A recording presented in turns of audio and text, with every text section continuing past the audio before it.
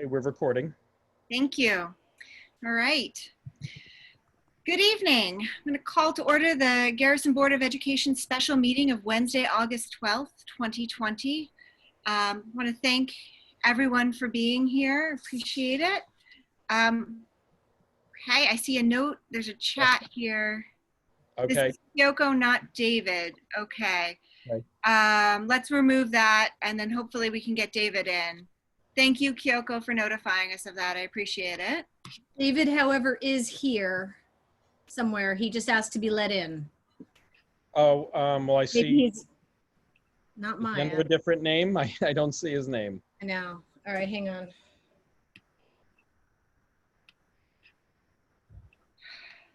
Okay, while we look for David, I'm just going to keep moving. Well, I want to call the roll without him if he's here.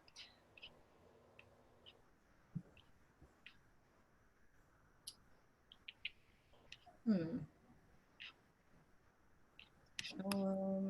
he give you a name, Courtney, that he's under? Oh.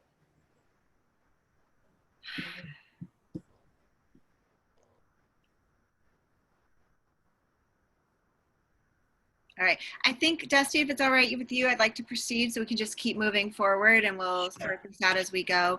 And hopefully David will be able to join us. Okay, so I'll skip over David's name David, for now. he's here. He just arrived. Okay.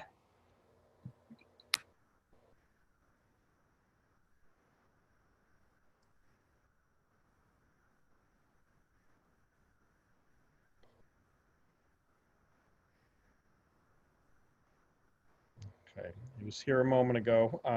Is Okay, why don't we go ahead and just call the roll and keep moving forward and start getting through. And hopefully there's David again. I see him. He's there. All right.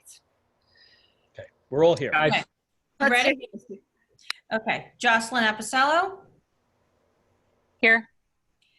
David Gelber. Here. James Hoke. Here-ish. Madeline Julian. Here. Courtney McCarthy.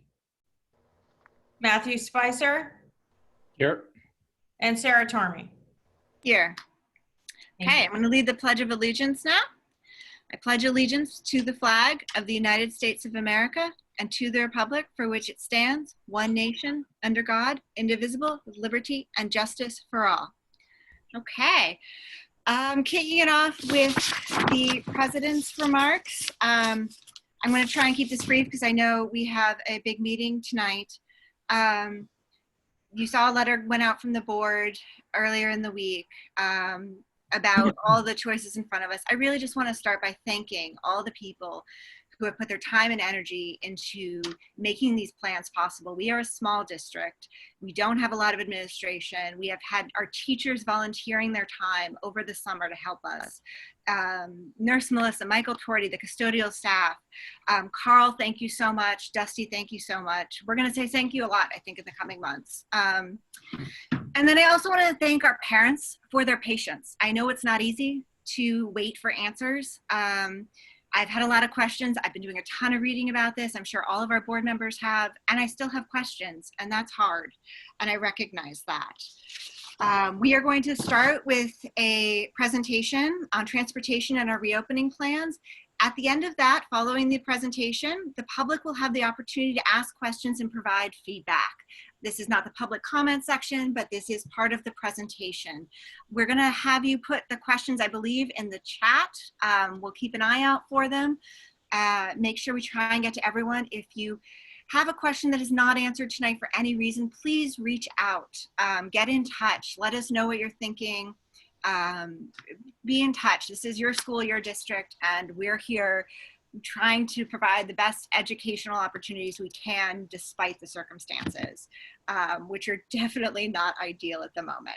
So on that note, I'm going to hand it over to Carl. Thank you, Carl. Sure. Thank you, Sarah. So we're going to begin this evening with a presentation from our transportation consultant. His name is Mr. Brian LaFountain, and I will promote him to a panelist. His firm is Transportation Advisory Services, and we've been working a little over a month now on a transportation bid.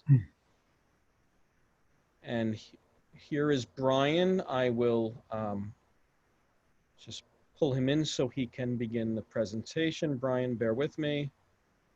And okay. Then Dusty, if you could put up Brian's slides for us, please. Yes.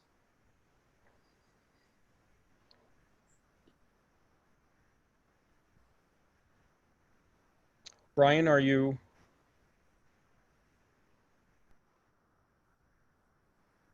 Hang on, Brian. Is he muted? Brian, can you just unmute yourself? And There we go. Can you hear me? now you're good. Yes, Brian, welcome. And Brian, you have the floor. Okay, thank you. Thank you for your time tonight, folks. I know you have a full agenda, so I'm going to try to get through this presentation as quickly as I can, so that we have some time for questions at the end. If you just want to go on to the next slide, that would be great. This is just a brief background of our company. I won't get into a lot of this. Essentially, we are 100% dedicated to student transportation consulting around the Northeast region of the states. And we handled the bid management process for your school district. Okay, we'll go to the next slide. Just wanted to touch a little bit on the bid management team within your school district. We started out, actually, I didn't have her listed on here originally, but your previous superintendent was Deborah Jackson. She was a part of the initial process that we went through. And then after that, we had Carl, Susan, Michael Twardy, and myself. So these are the folks that played an integral part in devising these specifications to go out to bid. Next slide. Okay, I wanted to touch on some of the contract highlights. The transportation bid is essentially a multi-year contract, which, as you know, does require voter approval. However, because the May budget vote already happened, the way that this is essentially going to work is it'll be a what we call a 4+1 format, meaning you guys will approve the year one, the first year of the bid, you will approve through the board. And then when next May comes around, that's when you can get the required voter approval on the remaining 4 years of the contract. So it's kind of going to be a 4+1, or a 1+4, I should say. The way that the transportation contracts work, set up by the state, they're 3 individually separate contracts. The first contract number 1 is your home to school, which is your daily, basically all of your daily runs. And that does include out of district BOCES, private and parochial schools. So that's contract 1, and that's the bulk of your contract. Contract number, or the bulk of your program. Contract number 2 is the field and sports trips. And contract number 3 is for all of your summer transportation. So those are the 3 separate contracts that were bid out, and we received bids from multiple contractors. Okay, next slide. Some highlights from the process that I just wanted to touch on. We did have good contractor participation. As you all know, it doesn't happen very frequently that bids go out this late in the game. So it was it was down to the wire and timeliness. So we were a little bit concerned with how many bidders, how many contractors would actually take part in the bid. We were lucky we had good participation. We were able to get 3 to take part. They were 3 reputable contractors: Hudson Valley Bus, which was your incumbent contractor; VP Buses LLC, which is also known in the industry as Rolling V; and Orange County Transit. Those 3 were the ones that submitted, and each one of them submitted bids on each one of the 3 contracts. The way that the low bid on each responsible bid is determined based on the lowest 5-year aggregate cost. Okay, next slide. Part of the reason that we included some of the transportation that historically your district has done on your own, because you do have one big bus and some 20 passenger vans. You used to do some of your out of district special needs, you know, BOCES type runs on your own, as well as your own field and sports trips. We included those services all in the contracted services that we got bids on, because we thought it would make a lot of sense to free up your folks within your district who are trying to, you know, take part in some custodial duties and cleaning duties, and then drive buses and go out on field trips and things of that nature. So one of the things that I think was going to be helpful for you guys going forward is it's going to free you up to deal with some of the COVID related issues that you have at the district. The contractor is mandated in the bid specifications. The contractor is mandated to comply with all of the CDC and you know, the COVID-19 related cleaning and disinfecting issues, as well as face masks, you know, face coverings and all of that, all of those things that are mandated, you know, by the CDC and the states. That is all included in the contract materials and the bid specifications. So they do, you know, the one that most folks are, you know, most concerned with are the cleaning and disinfecting of the buses. That has to happen at least once per day, which is a full bus cleaning and disinfecting, as well as doing a wipe down in between the AM and the PM runs of the high contact areas. Relative to these contracts and the bids that you got, we recommend that the district take action on these new contracts as soon as possible to facilitate implementation of the new contract. Again, school starting soon. The contractor has to get his operation set up. He has to get his facility working. He has to get his buses squared away. He has to get the cameras in the buses all working. So time is of the essence. Next slide. These next couple of slides are obviously from a financial point of view what everyone is most concerned with. This first one, these are estimated cost comparisons. These are not meant to be exact figures for your budgeting purposes, but the way that we develop our bid specifications is we try to get our bid specifications as close to your actual program as possible, so that these numbers will be as close as possible for budgeting purposes, but they're not going to be exact.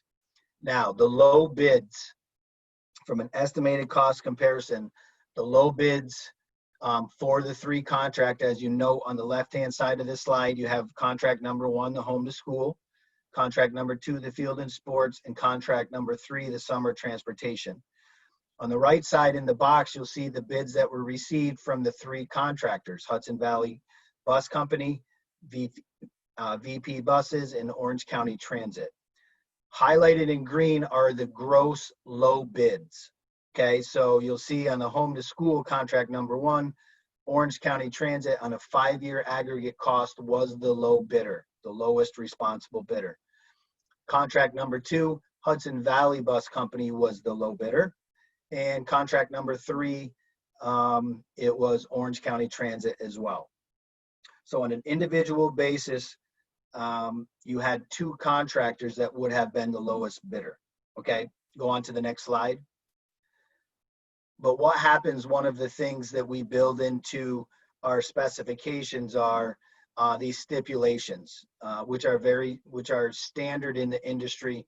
And what this does is allow, for example, when each one of these contractors submit their bids, we give them the option of saying, if you are the low bidder on contract number 2, would you accept that contract if you were not the low bidder on contract number 1 and contract number 3, and so on and so forth. So essentially it means contractors are not going to want to do just the field and sports contract if they don't also have the home to school portion, because it's simply not worth it for them, right?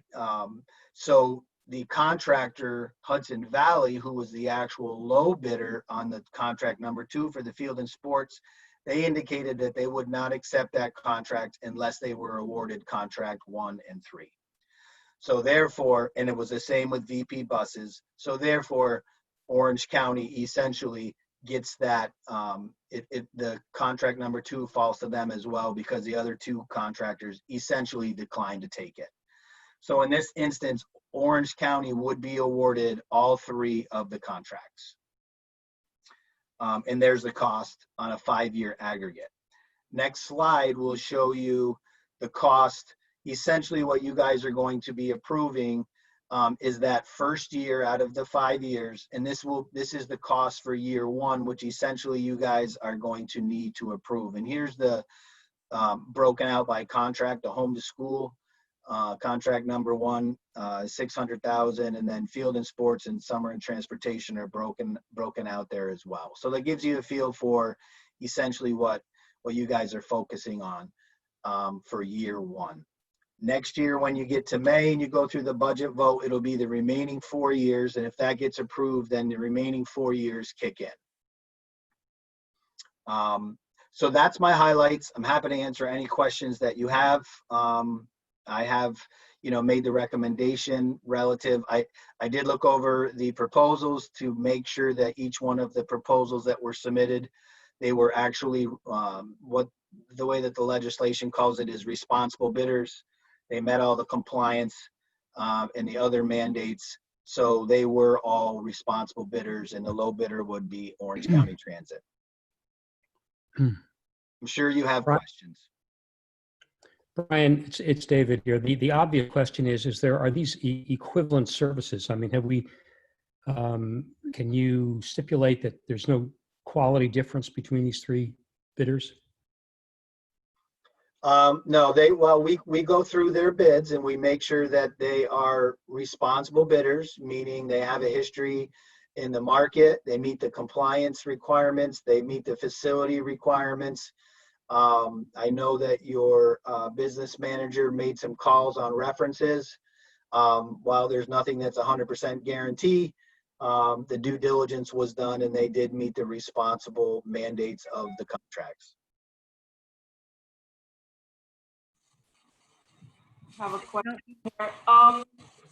Compared to the typical year, not this year, with this new lowest bidder of $635K, is that a reduction of our typical cost for construction, or is it more or less the same?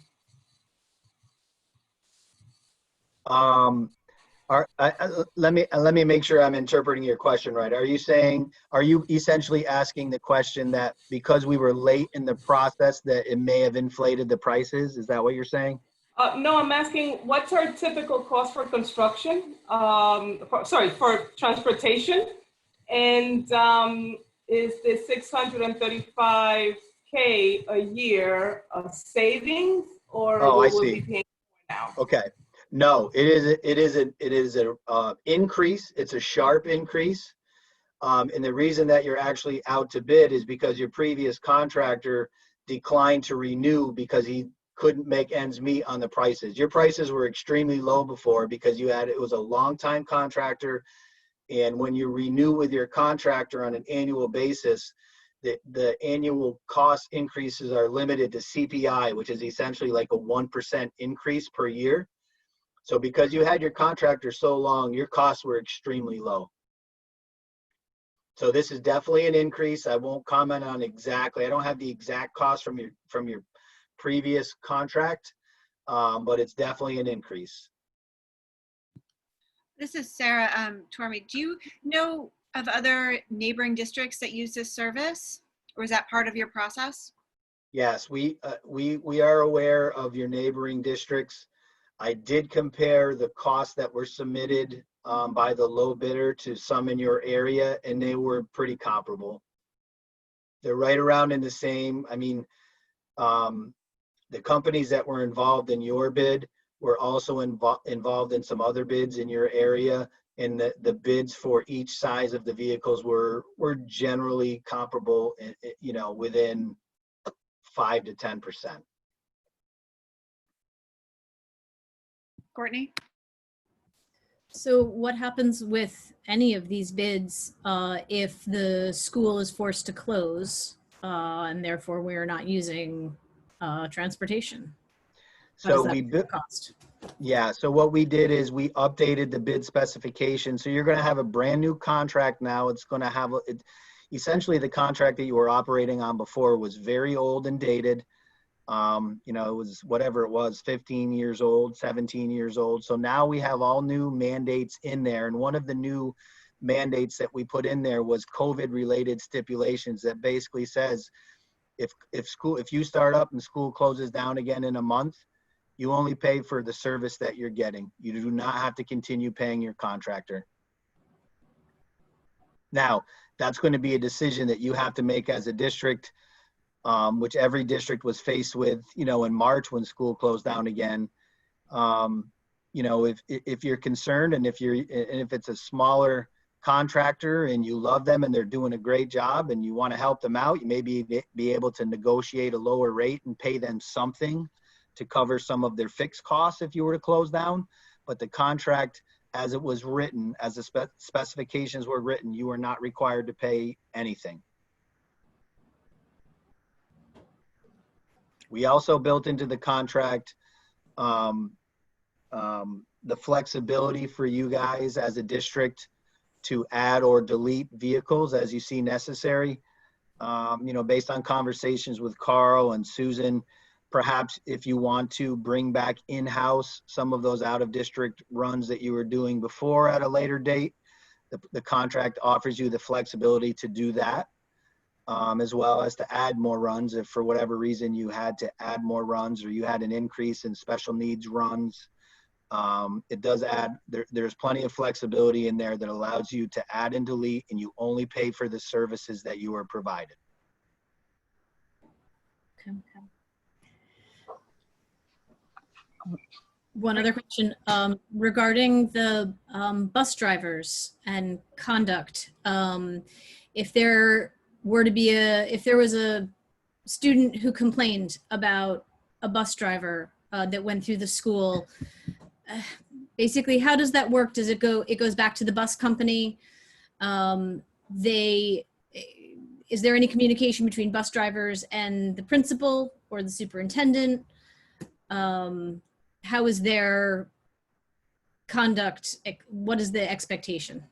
So I would expect that you guys, they have a mandate to deal with disciplinary problems, the same as you would do that with your own drivers, right? You're just going to have a process set up whereby they have a liaison within your district. I'm guessing that would be Michael, where he gets any kind of discipline issues that are routed to him from the contractor, whether it be issues with students in discipline or whether it be issues from students who have issues with a driver. Same thing. It's going to be incumbent on you to put processes and protocols in place where you have, where you have a liaison set within your district to work with your contractor, and it's mandated, you know, in the specifications that they have a terminal manager on call at all times for you guys to deal with those issues as well.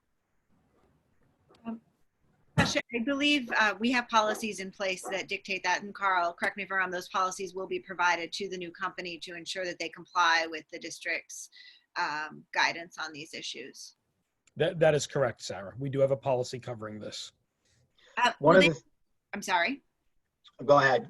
I was just going to ask about the gas. I believe our last, and please, I'm not as familiar with this as I'm sure you are, but they maintained, are they using gas cars? Did they maintain, how are they gassing the buses?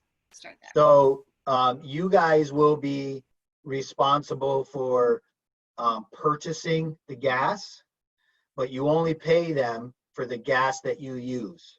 So the way that it works is at the right out of the routing software, you know exactly the mileage on a daily basis that each run that you have is. So you guys only have, you know, say the 5 runs in the morning, you have the exact mileage for each run that occurs every day. And you provide X amount of gallons of gas based on the mileage per gallon that each bus gets. So you purchase up to X amount of gallons per year for gasoline, and they can call and order it and it gets delivered to them. But at the end of the year, you do a reconciliation because it's never going to be perfect. But at the end of the year, you know, if they use more, they're going to owe you some money. If they use less, you know, you're going to owe them some money. You know how it works out. You just reconcile it at the end of the year. But essentially, the district pays for it, but you know exactly how many miles. Therefore, you know exactly how many gallons that you're going to provide them throughout the year. if Thank that makes sense. It's a little bit confusing, but that's the way it works in the industry. Yes, thank you. Because you want to provide the gas because you can get it at a cheaper rate than the contractor can. Right? So you don't want them buying the gas and then passing that cost along, the increased cost along to you in their contract. You want them to purchase gas from you because you can get it cheaper and tax-free. I have another question. So is the bidding process finalized? Was there a best and final or back and forth? Do we have any more room for negotiations on the cost? Yes, once you make an award, okay, so once you make an award to the lowest bidder, you do have the right to negotiate with them to try to get the cost down if they will. But typically, you're going to have to give them something to get the cost down. You know, it's a give and take. After they're awarded, we negotiate? Doesn't it happen before? No, because according to law, you have to award it to them because they're the lowest bidder.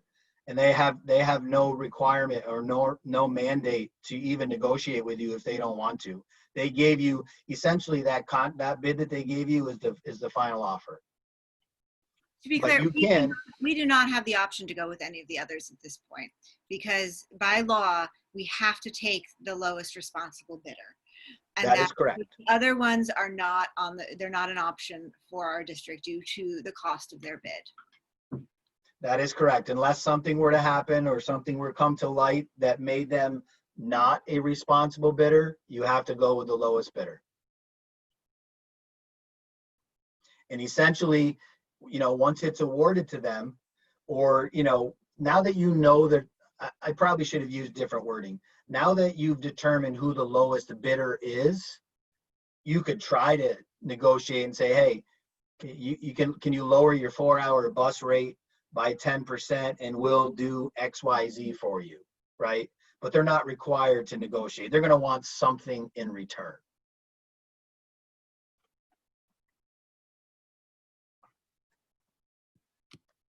Any other questions for Brian?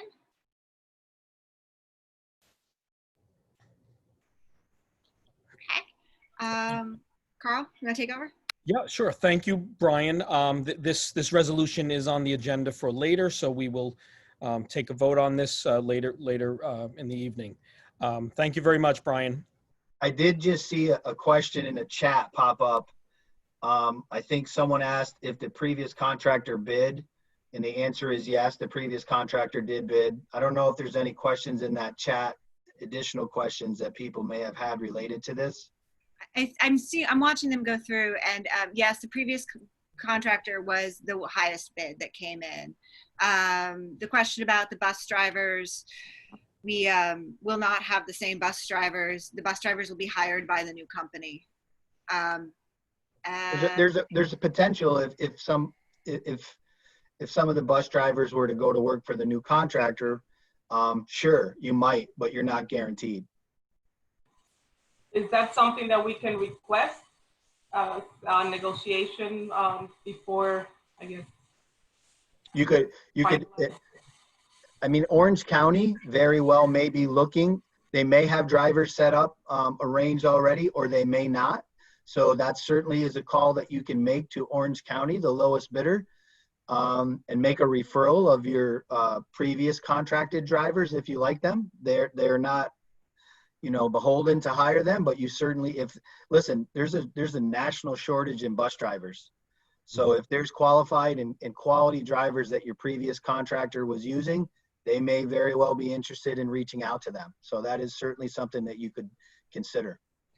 I will just add to that, Michael Twardy just posted, he has already proactively recommended bus drivers, or he's in the process of doing so. To the new company, but of course the final decision would be our new company. Okay. Okay, Brian, thank you. Thank you for your time, folks. Have a good night.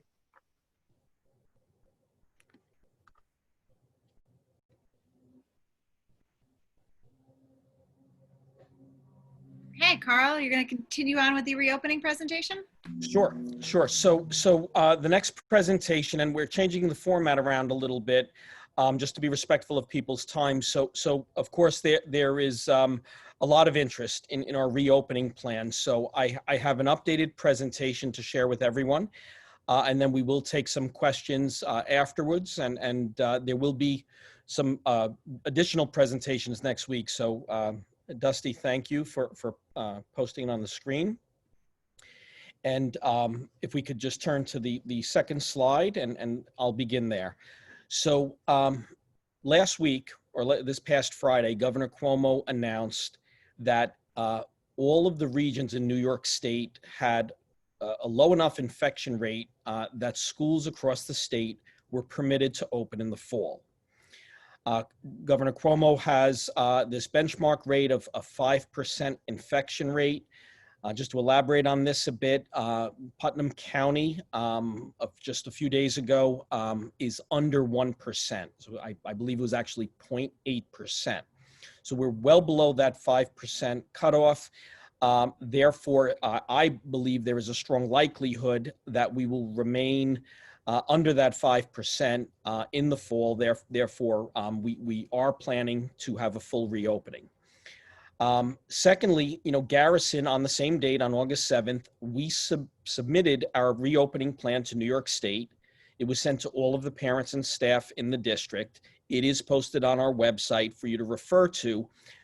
There will be some updates along the way. Everyone has their plan posted, either marked draft. Mine is marked subject to change, but we will notify you as updates are made and point out where those changes are made. I don't expect anything major, but there may be some procedural things that are changed. Next. So Governor Cuomo also has asked every school district to cover 3 topics and hold 3 public meetings and give the ability for community members and parents to ask questions. So this is the first of 3. And the first topic that we're required to cover is COVID-19 testing. So, there have been many questions around this, and it's important for everyone to understand that the district is not equipped to conduct testing. Our process would be, we would work with Putnam County Department of Health. They would provide guidance on any testing that would be necessary. There is testing available in many areas in our community. Students and staff and visitors that may require COVID-19 testing because they're symptomatic should contact their healthcare provider. For children, of course, it would be their pediatrician. You could go to a local urgent care or any other federally qualified health center. If you're not sure where to go and you believe at some point you would need testing, the New York State Department of Health website does provide testing facilities in your area, and the website is at the bottom of this slide. Next, please. The second area that Governor Cuomo asked us to cover is contact tracing. It is a little more complicated. Some people thought the district had the responsibility to contact trace if you have an active case. That is not completely accurate. We would assist, but the agency that would take the lead would be the Department of Health. So for contact tracing, we also have an obligation to notify the state as well as the county Department of Health. And parents and staff members need to understand that. That is a requirement. So if anyone tells us that they've had a diagnostic test and they're positive, then we would take that step. Dusty, next. Also on the topic of contact tracing is that we would work with the local health department, Putnam County, and we would help them to trace. So what we're doing in our plan, which I will elaborate on in a moment, we're trying to keep groups of students and staff in pods and limit the interaction. So certain things that we have in place here and that we will be extremely diligent about are accurate attendance records. We will be taking attendance period by period. Also, student schedules need to be accurate and up to date so we can understand where they have moved throughout the day and who else maybe they have interacted with.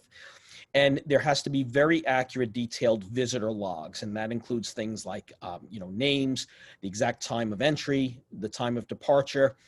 That being said, I think we have a good number of parents in the audience with us this evening. Everyone needs to understand that visitors will be extremely limited this year. I'm sorry to say, but the wonderful celebrations and things that we've done in the past really won't be possible this year. We cannot have traffic. There is too much risk. Of course, in an emergency, a parent would always be able to come to the building. But if, for example, if you needed to pick up your child and it was unanticipated, we would do our best to deliver your child to you and to your car and have you wait outside. But there could be some extenuating circumstances where people need to enter the building, and we would be prepared and maintain accurate logs for contact tracing purposes. Next, Dusty. So the third area is scheduling, and I'm going to just go backwards for a moment. I've shared this before, so forgive me if some people are familiar with this data, but I think it's important because this was the basis for a lot of the decisions we've made as a district. So there was a survey sent out, I think it was the third week of July, so it's just about 3 weeks old. And we asked all our parents, basically, what were they thinking about with regards to reopening the building? First, we had 127 respondents. It's important to know that that is a very strong response. We have approximately 210 students. Of course, many parents have maybe 2 or 3 children in the building. So I would estimate that this is somewhere about 80, maybe even closer to 90% of parents responding. 56% of the parents that responded said they would be willing to send their children back to full-time in-person school in September if that was a possibility. 17% said they would not send their children back. And 29% of our parents were still undecided about 2.5 weeks ago. If you look at those percentages, I know they add up to over 100%. And I assure you these are accurate numbers. I believe a few of our respondents may have checked off 2 boxes, but I wanted to give you the accurate data, so I did not adjust that. Then we talked about a hybrid model, which I think most people are familiar with, and most districts are out of necessity implementing a hybrid model, which is half the students attend 2 days a week or sometimes 3 days a week and half stay home, and then that flips, and on other days the second group comes in and the first group stays home and learns remotely. Dusty, next slide. We also asked about transportation. You just heard our update on our planning for transportation in the upcoming year.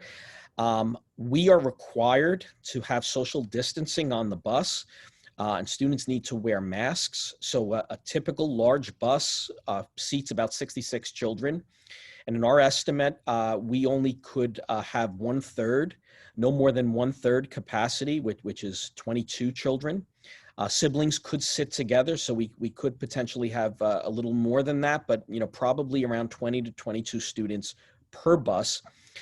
So we were very concerned about this because if 80% of our families were using buses, we would probably need to add buses. We have 4 buses, large buses that do our route for students in K through 8. My estimate is, we would have needed to increase by at least 1 or 2 buses. 39% of our parents, though, told us they would not be using bus transportation. At least that was their plan. We do appreciate that.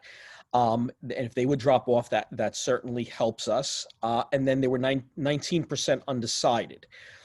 Since this survey, I've had some parent meetings, and many parents, and I'm thankful for this, have actually offered. They said, look, if it helps the district, we are willing to drive. And I said, well, we very much appreciate that. It certainly would help. But I also reassure parents, you are entitled to buses. If you need buses, you have no pressure to walk or drive. You will always have availability of district bus transportation. Dusty, next, please. So now getting into the schedule, this is the more complicated part. Every district, I think you've heard this before, was required to submit 3 different plans for schedules: a full in-person schedule or model, a remote model, and then a hybrid model. I've been asked, in Garrison, if we're not going to use one of these, why do we need to develop three? And I've explained it is a requirement. So we do have three options. No decision has been made on any one at this time, although I will explain, I do believe there is one that is most likely to be implemented on September 2nd. Next. So the full-time in-person model. The school administrative staff, along with Tetra Tech architects and engineers, and they are the architectural firm that is overseeing our capital project.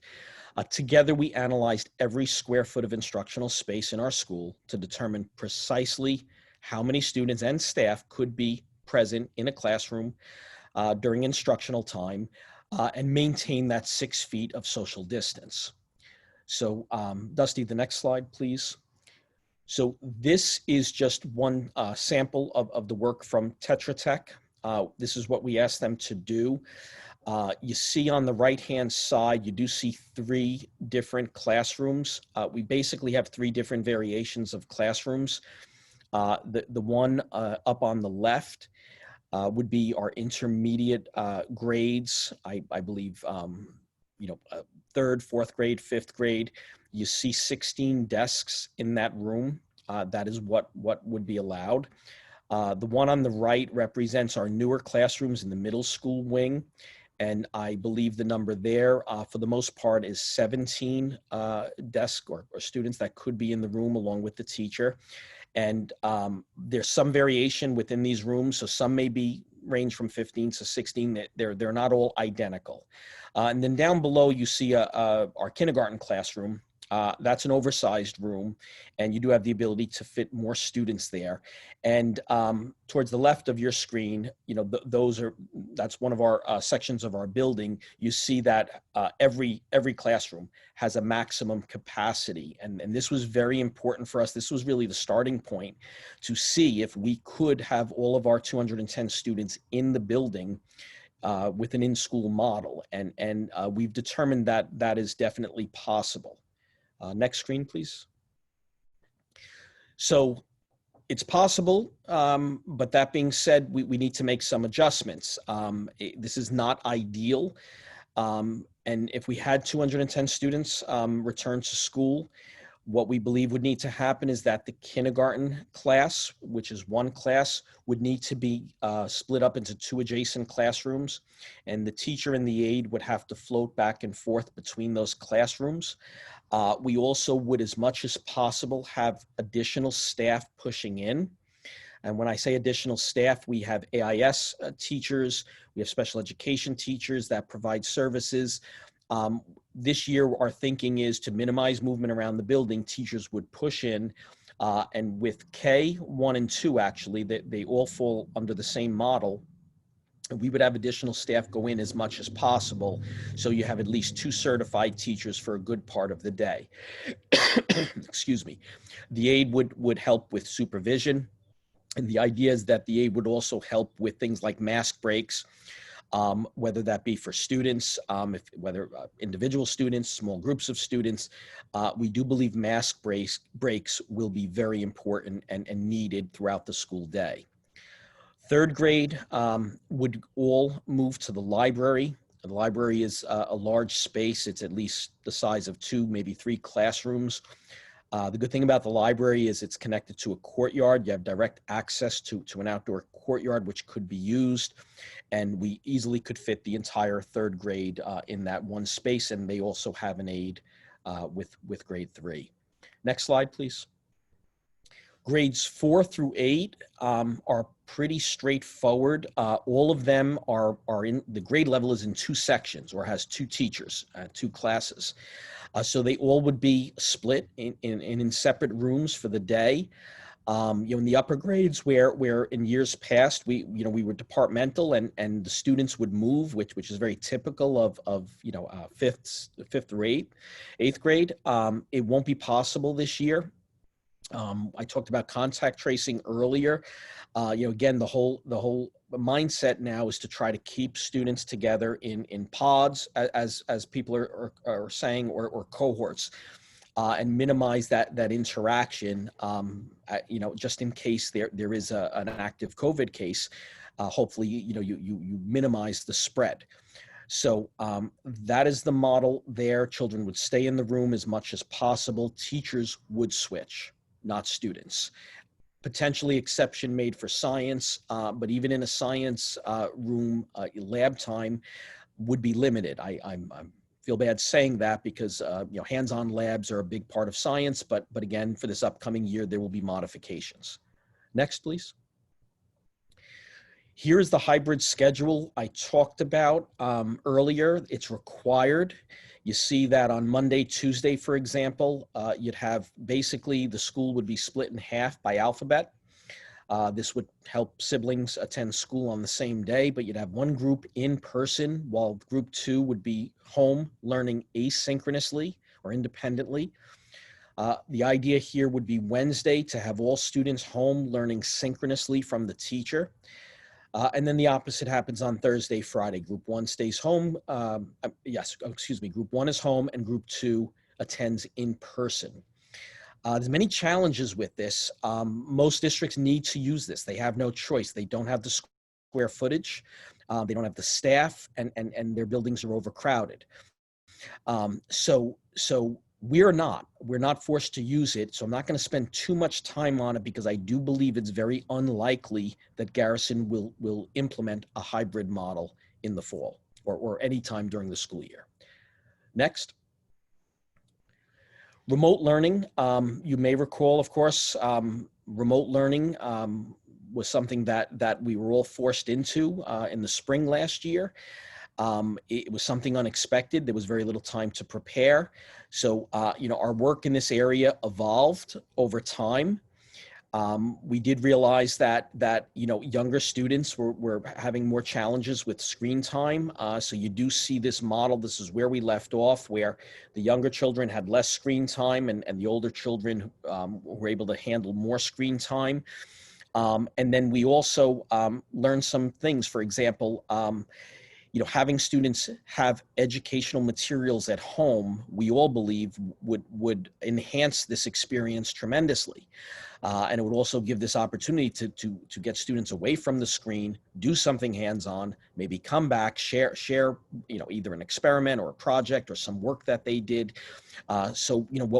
If we need to be in remote learning this year, we've learned some lessons. We've been doing a lot of research and professional development over the summer, and I believe the staff will absolutely be more prepared this time around. They are planning this summer. They have been ordering materials for whatever model we're in, and I do believe you will see an improvement in that area. Next slide, please. So this is a proposal that is on tonight's board agenda, and the board has had some time to review some of this detail, but I think this is not only for the board, but it's also for the audience. We're considering this evening a partnership with a company named iTutor. They're based out of Jericho, Long Island. And iTutor has been around for quite some time, and their specialty is providing remote learning for students who are home for various reasons or not able to attend school. They are on a state bid. They're a New York State-based company. We can contract with them through Putnam, Northern Westchester, BOCES. And a few things about iTutor. They have all New York State certified teachers, and they follow New York State standards with their curriculum and instruction. The proposal, going back to the first bullet, is that we would hire, as a district, we would contract with them to hire a teacher basically for every grade level, K through 8. And for parents who are not prepared to send their children to school in September, and you saw going back to the survey, you had 17% that felt that way a few weeks back. You did have a good number of undecided parents as well. This gives an option for people. And every day we would have instruction, synchronous instruction for ELA, math, science, and social studies. This would be for all 4 core academics.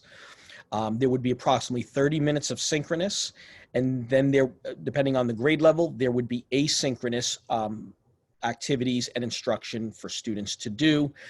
You could estimate that there would be approximately 4 hours for the younger children, maybe a bit less. For older children, we think a bit more. And that, believe it or not, it's not the same length of a school day, but of course, in a school day, there's arrival, there's dismissal, there's recess, there are breaks. So it is fairly equivalent to the total number of instructional time that you have in school. We will make sure the Garrison teachers will remain teachers of record in this model. So let's say there are 20 students in a particular grade level, and 15 attend school in person, and 5 remain home because that is the parent's choice. The Garrison teacher for that grade level would always remain the teacher for all. And the best way I can describe this model is it's almost as if we are hiring a virtual co-teacher. There would be a coordination between the Garrison teacher and the iTutor teachers. They would coordinate weekly. I want to emphasize the instruction would not be identical. It will not be lockstep. What you can do in person and what you can do remotely are different, but we would make sure that the students at home are learning in a similar way and covering similar concepts and instruction as those who are here in school. The idea there is, and this came up earlier, at any time, infection rates could go up and we could go back to remote. If that were to happen, the Garrison teachers would assume full responsibility for all students home. And they would transition with the iTutor teachers, but then they would have the entire class. And that is also part of the rationale behind coordinating efforts, because the students can end up together again in a virtual model. The last bullet, to make this work, because there are a lot of details with the reopening plan, we're asking parents to make a 10-week commitment to one model or the other. And that would be very helpful in our planning. If, for example, in one of those early grades, if a good number of parents choose iTutor and keep their children home, we may not need to split one of those classrooms into 2. We may be able to keep them in one, which would be better. So we're trying to gauge, what parents would like to do. I know this is a major decision, so we don't want to pressure you, but I think giving everyone till August 21st is a good amount of time. Gives you time to review the plan, which again is posted on the website if you haven't had a chance to review it. This meeting is hopefully helpful with the information that we're providing. There'll be 2 additional meetings next week. And hopefully with that, and I think Sarah said early, please, by all means, if you have questions, email or call if that's what you need to help you with this decision. Let me say this commitment, is not binding. Legally, if you chose iTutor and had to change your heart, or if you chose in school and had to change your heart, you would always have a right to make that change. But again, I say to parents, this would be really challenging for us. There are so many requirements that have to be in place for health and safety that if people were to switch back and forth, it would be a real challenge administratively. Dusty, next slide. So next steps.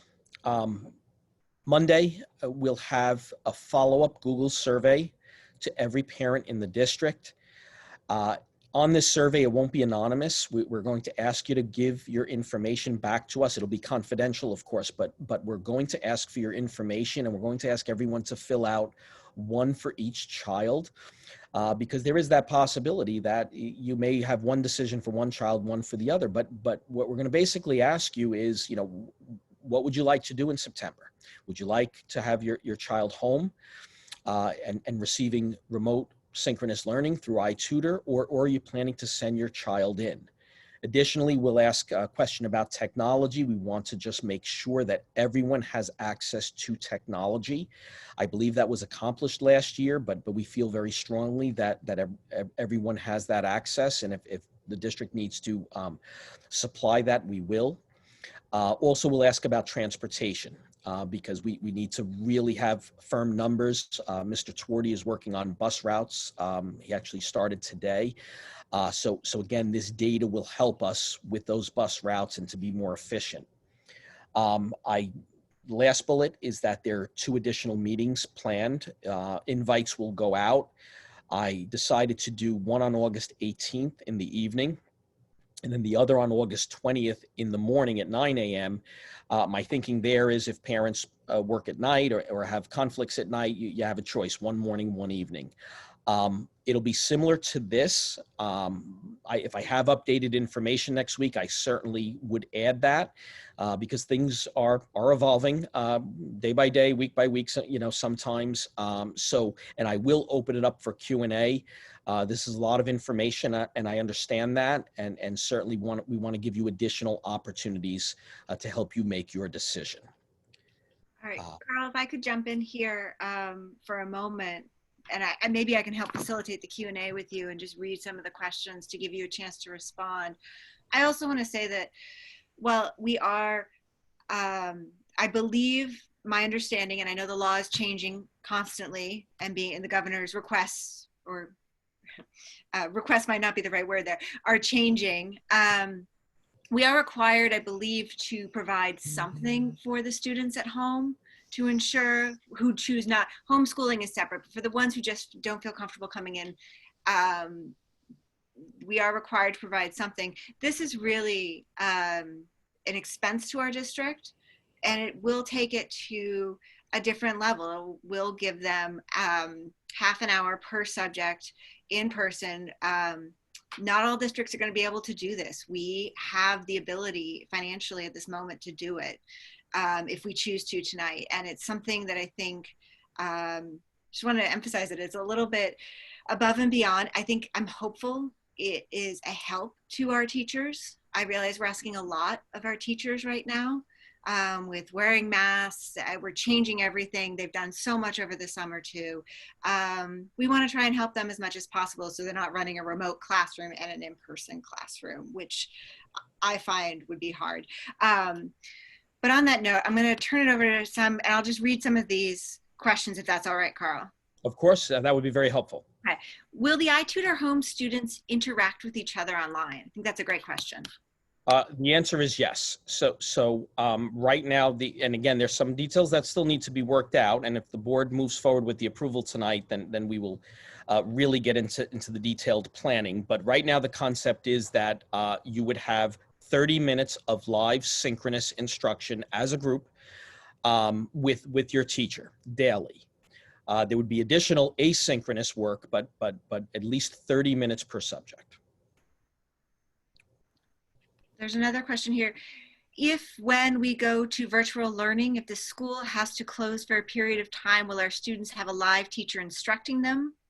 This past year was tough for everyone. It was extremely difficult for parents to teach our children, as our teacher did not provide the whole class instruction to our students, only assignments and online programs for learning. This is not acceptable for this year. How will it be resolved to ensure our students are instructed by their teachers virtually if our school is forced to go to remote learning? Furthermore, if the school is prepared to switch to virtual instruction immediately, should the need arise? Okay, so few parts to that. So first of all, I wasn't here last year, but I do know that many teachers did provide synchronous, and in some cases it was asynchronous, and so that I understand. And we do believe, as a district, as a faculty, we've had a lot of discussion about this, that synchronous is important. We need to have our children stay connected, not only with their teachers, but with their peers. And again, this is something you go back to March, April, no one was prepared for this. And there was a good time where we all thought we would return. No one realized, and then it was extended by 2 weeks and 3 weeks and 4 weeks. So we've learned some valuable lessons. There would be synchronous learning with iTutor, and if we went fully remote, the Garrison teachers would approach this in a very similar way. There would be consistency, and in fact, built into the proposal would be some transition time, where if we do again, have to close the school, the Garrison teachers and the iTutor teachers would spend some time together to make sure there's consistency in that transition. Thank you. And I do have a question from the board here that, we will I will let the board ask questions in a minute. I just want to make sure that the public who's posted these questions for a little while and had them running gets a chance to ask them as well, as this is a really important public discussion, as I'm sure we're all aware. All right. I am quickly scanning through here.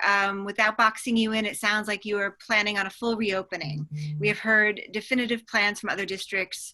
So what can we expect? So when can we expect a clearly stated approach? Third, Gufts has ample outdoor resources, including the forest. So how are these resources to be utilized? Okay, again, a few parts. So right now, the decision is a full reopening.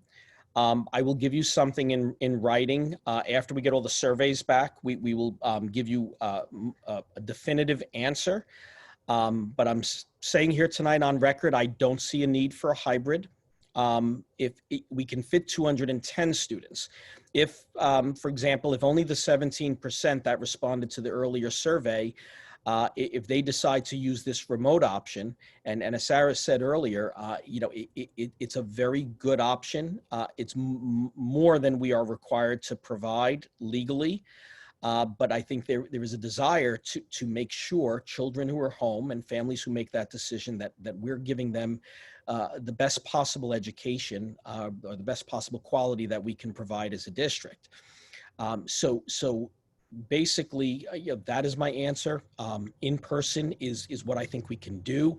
The more students that are at home, the easier that becomes for us.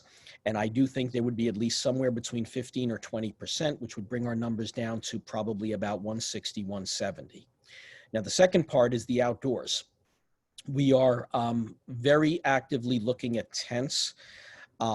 It was a bit more complicated than we initially thought. We were looking at larger 600, 800 square foot tents. Mr. Twardy did pricing. He met with a number of vendors. But then we spoke with our architects and who told us that there are many requirements to installing tents. It's not as simple as calling a tent company and having them install it around the property. There are state ed requirements. There are local fire code requirements that have to be met, and you actually need to submit plans to the state. That's not stopping us. It just means it may take a bit more time. The goal is to have tents around the property for September. We already ran wireless access to the pavilion. And that would help if we put additional tents around that pavilion area, which is our plan. And I will keep you updated on our progress in that area. The tents, however, they will be 400 square feet. The larger ones take a much more extensive approval process. So we're thinking about having more smaller tents. We do have the luxury of 2 courtyards. And the teachers are very motivated. We've had multiple meetings on this. They are very motivated to use that outdoors. We would set up a schedule. You heard earlier, for contact tracing purposes, but even just for safety purposes, we do always need to know where our classes are, where our students and teachers are. So we would set up an electronic schedule and make sure there's equity and that people have access to the outdoors as much as possible. And yes, certainly we would support teachers spending time in the forest. I've had conversation that we would always have at least 2 adults with a class, if not more. And we have transportation, in-house transportation, and again with the new contract, our needs are going to be met not just in district, but those private schools and the BOCES transportation. So we will have more flexibility with our in-house transportation, our drivers, as well as our vehicles. So I could see us transporting students to the forest, on a regular basis. All the details, if you ask me, do you have that schedule? I do not. That is part of the planning process over the next 2 or 3 weeks, but know that that will occur. And the staff recognizes, we all recognize that outdoors are safer than indoors, and we will take advantage of that as much as possible. A couple more questions here, and then I'm going to move to board member questions. So guys, get ready. Let's see. Some districts have pushed back their start date. Do you foresee this for GUFs? I don't. I am in touch with a few superintendents who have made that decision without naming districts. You know, there are many different factors that go into these decisions. Everyone is down to the wire, everyone on planning this year. And so that may be playing into it, or maybe strictly just, you know, concern over the virus. But again, I go back to the infection rates are well below where the infection rate that you know we are using as a state. Okay, you take a place like Florida, I think the infection rate is somewhere around 17%. You know, if that were to happen in New York, there's no doubt in my mind that we would have a closure. But at 0.8% here in Putnam County, I don't see a closure possible. And Sarah, was there another part to that question? No, not on that one. What will the school policy be in the case that there is a positive COVID case found in the school? Okay, I think I may have covered that, but again, if we learn that there is a positive case, so I mean, if someone was symptomatic, you know, we then have to take certain steps. So we have an isolation room, which is the cafeteria. We were reluctant to give up the cafeteria space, but because of the proximity to the nurse's office and the access to the outside of the building to our, you know, near our main entrance, it was the logical place if a child or an adult is symptomatic. Nurse Melissa would do a full screening. And if we thought they needed to be isolated and picked up, then we would take those steps. We would ask the parent, if it's a child, to take the child to the pediatrician and follow up with us. The pediatrician would do an evaluation. Let's say the child is symptomatic, but it's not COVID, and the pediatrician determines that it's something else. And look, you can have a fever for many different reasons. Then when the child, we'd go back to our standard rules, which is, you know, to be 24 hours fever-free, and then you could return. However, if the pediatrician determined that they need to do a COVID test and that test came back positive, then we need to notify state health department as well as the local health department.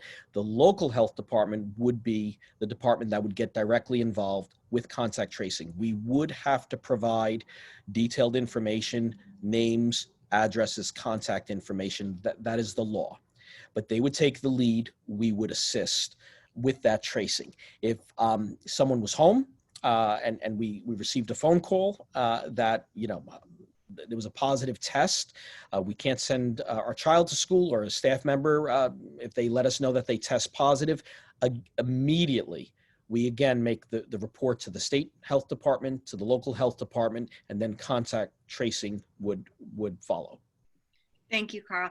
I'm going to move to board member questions, and then I'm going to make sure I get every question from the chat. Please keep adding them. I will go back and make sure I'm scrolling through correctly to address all of your questions.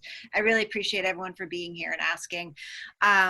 Let's see here. Who wants to start with a question? David, go for it.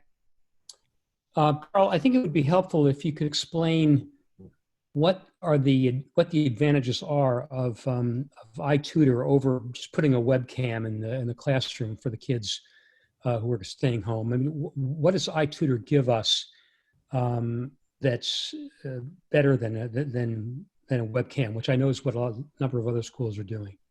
Sure. You know, David, you're correct. You know, many districts are having teachers post their lessons.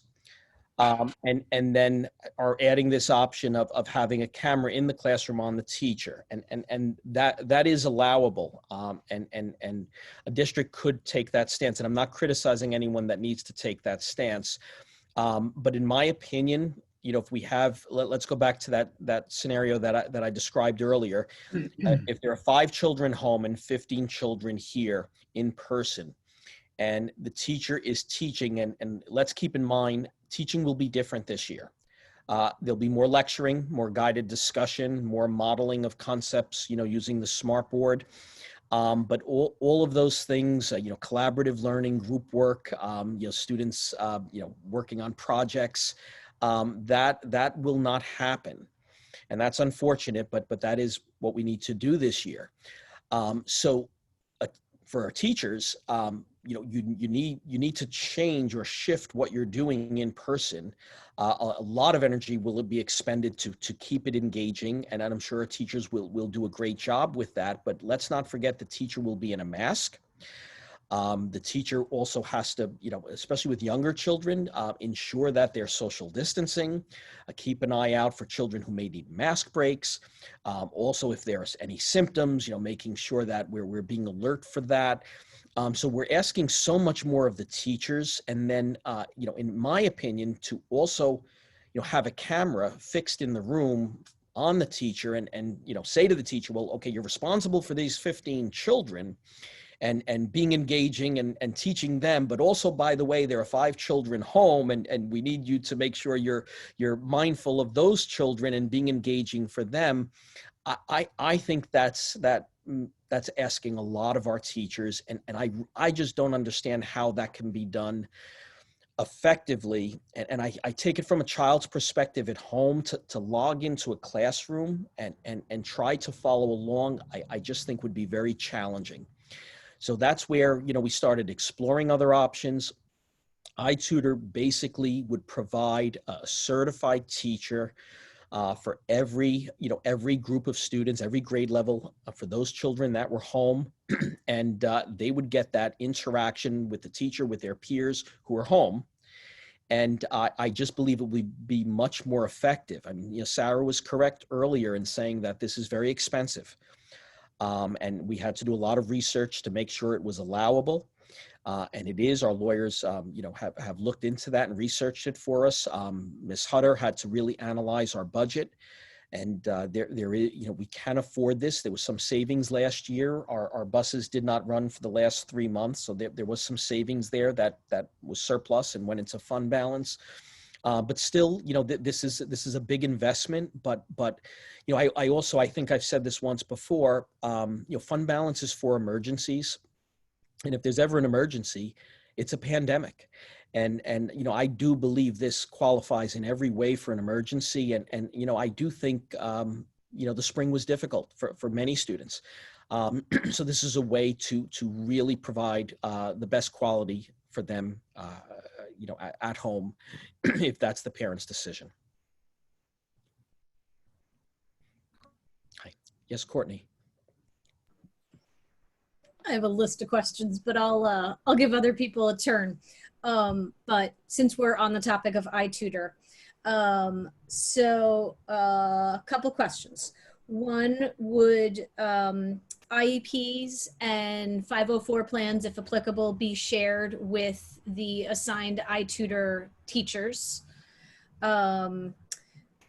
You say that students who are educated at home by iTutor but are still Garrison school students, the Garrison teacher is still their teacher of record. Would that student have any contact with their teacher at Garrison, or for the 10-week period only be working with iTutor, and would the iTutor teacher be talking with the Garrison teacher, if that makes sense? And where are we with Spanish for the middle school, for middle school students who might be home? Okay, all great questions. I think you have 3 parts there. So let's First start with IEPs. Let's start with IEPs. So the answer is yes. The iTutor teacher, who will be a certified teacher, will be responsible for, it will make them aware of whatever the IEP goals are, the accommodations, and they would be responsible for implementing them. Keep in mind that, an IEP, everyone, gen ed teacher, special ed teacher, everyone has a shared responsibility for implementing an IEP. As far as if children, if parents decide to keep a child home and the child does have an IEP, this is a bit of a gray area, but what I would like to do, the goal would be to be able to provide those services. I can't make a guarantee as we speak this evening, but I would like as much as possible to try to make sure we're providing remote IEP. So let's say, for example, if it's resource room, if we're able to, I would want that to occur, and that would be a Garrison teacher. And what we would do is we would try to schedule that in the afternoon. So children, and what I've asked iTutor to do would be to start at 8:30, so there's consistency with our in-school start time, and have those core academics in the morning. And then if the child received either speech or resource room or something like that, we could try to schedule those in the afternoon. As we speak, I don't have the master schedule completely. Well, we have a master schedule, but we don't have all those little details worked out. And a lot of that planning will occur after I find out who's in and who's home. So after the surveys come in on the 21st, then we can finish the details of the master. So that would be a goal, to make sure we're delivering all those services to children who need them. The next question, I believe, was the teacher of record being connected with the children at home. And the answer there is no. Again, the teacher will be focused and have a tremendous responsibility teaching in person. So, the idea is that through their collaboration, sometimes it'll be electronic, it may be phone calls, just as any, co-teachers or collaborative teaching situation, they would find different ways to plan together to coordinate. The Garrison teacher would certainly be there to provide advice.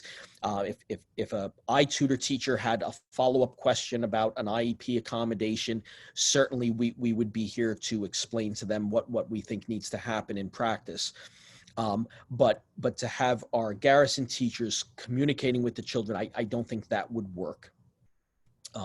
So there would be some separation, I guess, is a good way to describe it. And help me with the third part. I know there's a third part. Spanish. Yes, Spanish and other special areas. And specials, yeah. Yeah, so we're this is expensive, and as we get to this resolution on the agenda, we'll talk about the financial piece of it. So again, and as Sarah said earlier, we are going above and beyond with this.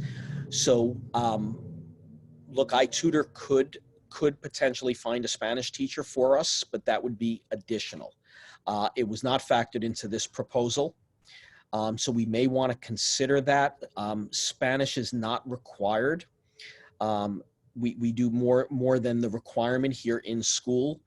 But I'm open to that. But what was most important in my opinion was to make sure students had those 4 core academics. Again, Spanish not being a requirement. I have James waiting to get back in Carl, I think you're leading. Sorry. Just want to make sure we promote him back in for the discussion. Absolutely. Okay. And then I'd like to move, let other board members ask some questions now and then get back to some more public questions. Madeline? Thank you. So I really like the idea of iTutor, and thank you, Carl, for bringing it up and doing the research. I did see the references from other districts, and I think it's definitely going to give a lot more flexibility to the parents that a lot of other schools are not going to have. The one thing that I would like to understand more is, because this is new to all of us, and I think even iTutor, the way that they have the program is it's a little bit different than what we're going to use it now with COVID, right? Mm-hmm. Is there a way to just ensure the quality of the education? Some sort of, in the beginning, definitely have some oversight over it, do some quality control, or if something needs to be changed, change it fast and smooth. Is there, is there anyone from the school that's going to oversee the quality of the education, I guess? Okay, that is a great question. So iTutor supervises their teachers. There are two people, basically administrators, or like virtual principals, I guess you could call them. I've met with them. They assured me that they provide oversight with their staff. They're the people who hire the teachers, set up the assignments, and also monitor the work. If there is any parent concern at all, iTutor will address that. You'll have the people who choose this model will have a contact person. All lessons are recorded. So if there is any problem, they could go back and review a lesson at any time. So they assured me that the oversight was there, the references were positive, but we here at Garrison would not be directly supervising, those teachers. It would be indirectly. If a concern came to me, I would ask the iTutor supervisors to look into it and report back to me. So there would be, we're not going to totally disconnect from this. We will be very coordinated. But because the teachers are iTutor employees, they're not Garrison employees, I would work through their supervisors, Madeline. Matt? Oh, and James needs video. Sorry, Carl. Oh, yes. And then Matt, go ahead with your question.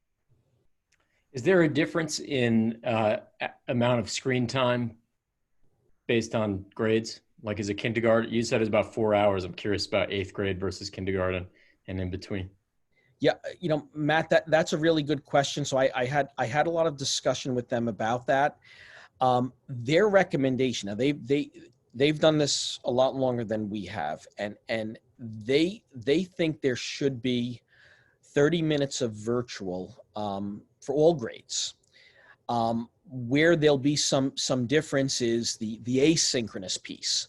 So, a second grader, for example, may receive, after a math lesson, may have a 15-minute activity reinforcement of a concept, where an 8th grader, may have, 40 minutes of reinforcement for math. But the idea is giving them that 30 minutes. I talked about a break in between because if we started at 8:30, I would think maybe have 2 subjects, which would be an hour, which is quite a bit of time. And I insisted, I said, there needs to be a break in between, allow children to have a snack, just maybe stretch a little bit, go outside, get some fresh air, and then come back for the second, 2 subjects. Great, thank you. Sure. Jocelyn or James, do you have a question, or should I move back to parent questions? I think it's best to hear from the parents, but I do have a question about cleaning procedures or ventilation procedures and how that would be going. I might have missed a bit of that in my breakup. In other words, one of the arguments for kind of like having a scheduled cleaning day in the week is that you're doing a more thorough process, I guess, but you don't feel that that's necessary, it seems, or you feel that the cleaning patterns and the airing out of the building and the ventilating the building so that there's fresh air coming in at all times. How's that all going to unfold? Do you have a sense of that? Yeah, absolutely. And for more detail, I certainly can bring Michael Twardy in if need be, but let me give you an overview. Michael, for example, has had all of our ventilation systems serviced. Typically, we do that, changing filters and cleaning it out twice a year. We're going to double those efforts and do it 4 times this year. Windows will be open. All the guidance talks about fresh air in classrooms. Michael has checked every classroom. There were 2 that only had 1 window that opened. So we have a contractor coming to install additional windows in those rooms that open to provide fresh air. The guidance is really against having things like fans. or window unit air conditioning units, because the thinking is if someone's infected, you could be spreading the virus around and doing more harm than good. Heat has come up a lot, James, and I was earlier this week, I was visiting some classrooms, and it was hot this week, and I assure you what everyone told me about hot classrooms is accurate, some more than others, of course. That did come up in a parent meeting last night, and I think the approach would be if we had, look, in September we may be fortunate, it may be 80 degrees and a beautiful fall and comfortable, but if we had excessive heat for, I don't know, 2 or 3 days, I think we may have to consider half days. That's one option, an early dismissal. I'm not crazy about that, but if it was, a health, a choice between health or I think I would make that recommendation. If it was really excessive, we could always consider a closure if we thought it was going to be just too much of a negative impact on children and adults' health. And then the cleaning procedures, Michael is prepared to follow CDC guidelines. We don't forget, with this transportation contract, we have freed up. So we had 3 people who not only were custodians, but were drivers. And probably at least 50% of their time was spent on the out of district routes, going, coming back, and then and again in the afternoon. They will all be in the building full time. So with increased staff, we can then even do more as far as the cleaning regimen, and significantly more. Michael has been on top of, all the latest recommendations as far as disinfecting, materials and products. We've ordered additional misting machines. So the routines will be all maintained and all in accordance with CDC guidelines for disinfecting and cleaning. Jocelyn, do you have questions you'd like to? Oh, sorry, James. Jocelyn, James, you good? Michael may want to add to that. I do see his hand up. Is it okay to? Absolutely. Please bring him in. Thank you. Let me promote Michael, and he certainly can give a lot more detail than I can. He's been working nonstop on this. Let me just scroll down. We do have a pretty big audience. It's really great that so many people took the time out of their evenings to come to this. I appreciate all the community members, all the parents, all the teacher staff, everyone for being here. It's delightful to have an audience for these meetings. Thank you. It is. It's an important meeting. Okay. Okay. Michael, you're with us. Okay. I saw there was also a question. How is the air introduced? Just to let everybody know that every classroom has what we call a univent, which mixes outside air, and in the winter mixes outside air with the heat. We also have a bunch of what we call air handling units, or better known as AHUs. These bring outside air through a duct system in the school. There's 2 in the gymnasium, for example. There's one in the hallway in front of the gymnasium. There's another one in the hallway right when you come in the front entrance. There's another air handling unit in the library. There's another air handling unit that covers the business office, the art room, and the drama room. And all these air handling units also have filters too, which are changed. So as far as air introduction, we are meeting code with the air introduction. We are going to increase that with opening windows. I will be opening doors in the morning to let some air into the building. Like Carl said earlier, we are increasing by 2-fold our changing of the air filters in the univents and backing them out as also. So I'm not too concerned about the ventilation. We do have in the capital project new univents coming in, which will certainly help us control the airflow a little better than we can now.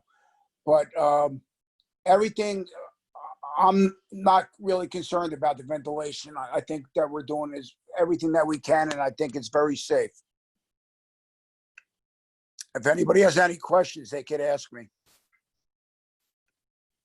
I'm going to go to the board then for questions specifically for Michael while we have him up here. Courtney, go ahead. I've got a quick bus question. I know obviously we don't have numbers yet. But do you think, or how would you guys handle, would the buses need to make multiple runs with having to keep the bus at 1/3 capacity? No, I don't think so. Actually, the big bus capacity is 66. Last year, typically on the blue bus, we had about maybe 48 kids. The green bus had about 45.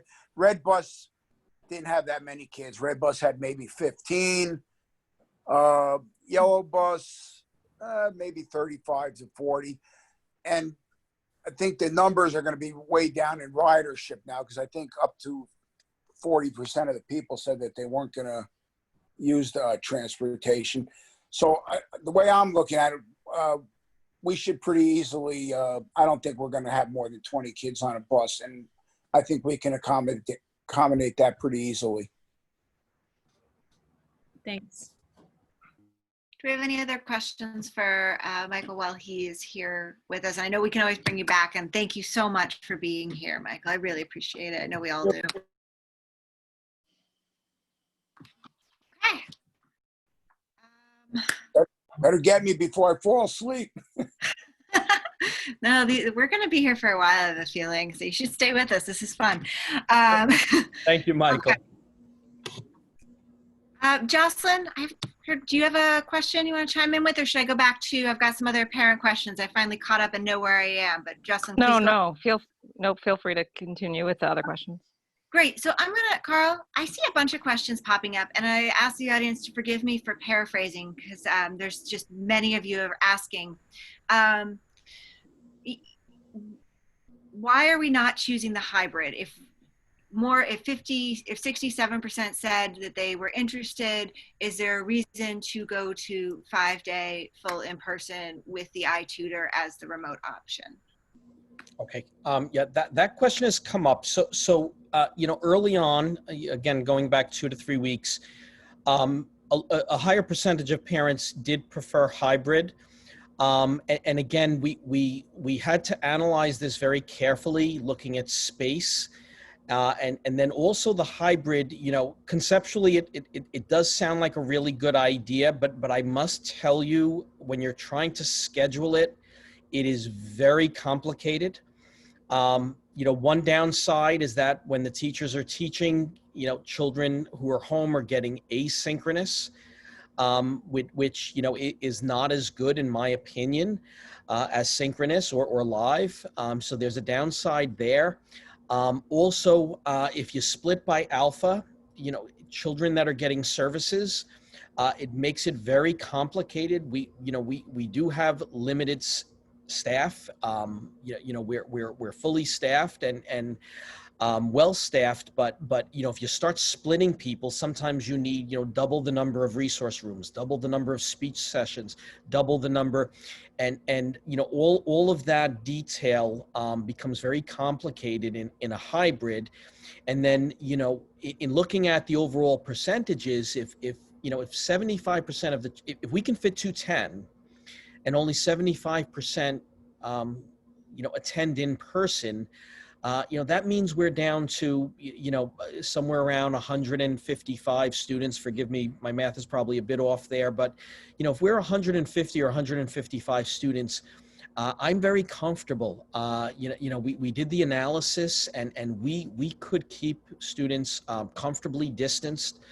And this school is very manageable, with all the protocol in place. So, in my judgment, and this is a bit of a judgment call here, that there's no clear right or wrong, but I think in person definitely is the best decision as compared to hybrid.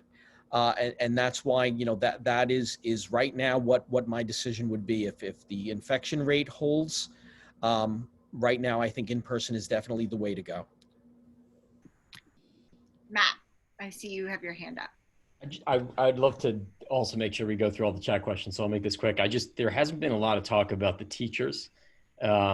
talked a little bit offline about it, but I was just curious if what their voice has been on all of this, and what, I mean, it's hard to generalize about the teachers, but is there a sense of how they're feeling in terms of their confidence level? Okay, well, I don't want to speak on behalf of the teachers. I did see Robin Waters here. She represents the teachers. I don't know if she'd be willing to be promoted, but what I will say, just from my perspective, is that our teachers have been incredible. They've been available all summer. Have been meeting regularly. I could not do this without them. Contributing to everything from scheduling to helping me to understand routines in the building. And they've made themselves available. They volunteered for so many different things. And so we couldn't be where we are right now without the teachers' dedication. I'm sure, there's some anxiety. We all have that, including me. But they are professional. I can tell you that, and they're putting their best foot forward. And if Robin would like to maybe, I think she's the person who really should be representing them. Is it okay if I invite her in? Let me see if she's still here. That'd be great by me If she is comfortable, we of course welcome Mrs. Waters to join us. I understand jumping onto a Zoom, however, on the spot is not everyone's favorite thing. So I completely understand if she does not wish to join us as well. Okay. And I apologize. Okay, so she it's possible she needed to leave. She was here earlier. I don't see her now, unfortunately. So I mean, look, I'm sure she would be willing to say something. And look, it's just what I can say is it's been a great partnership. That I can assure you. She's here. She is. Yeah. Okay. Let me scroll through one more time. R Waters. Just R Waters. So go for the All R. right. Okay.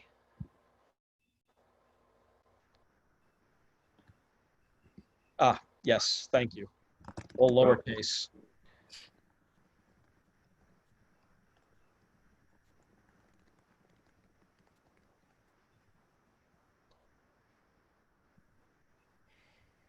Okay, just a moment.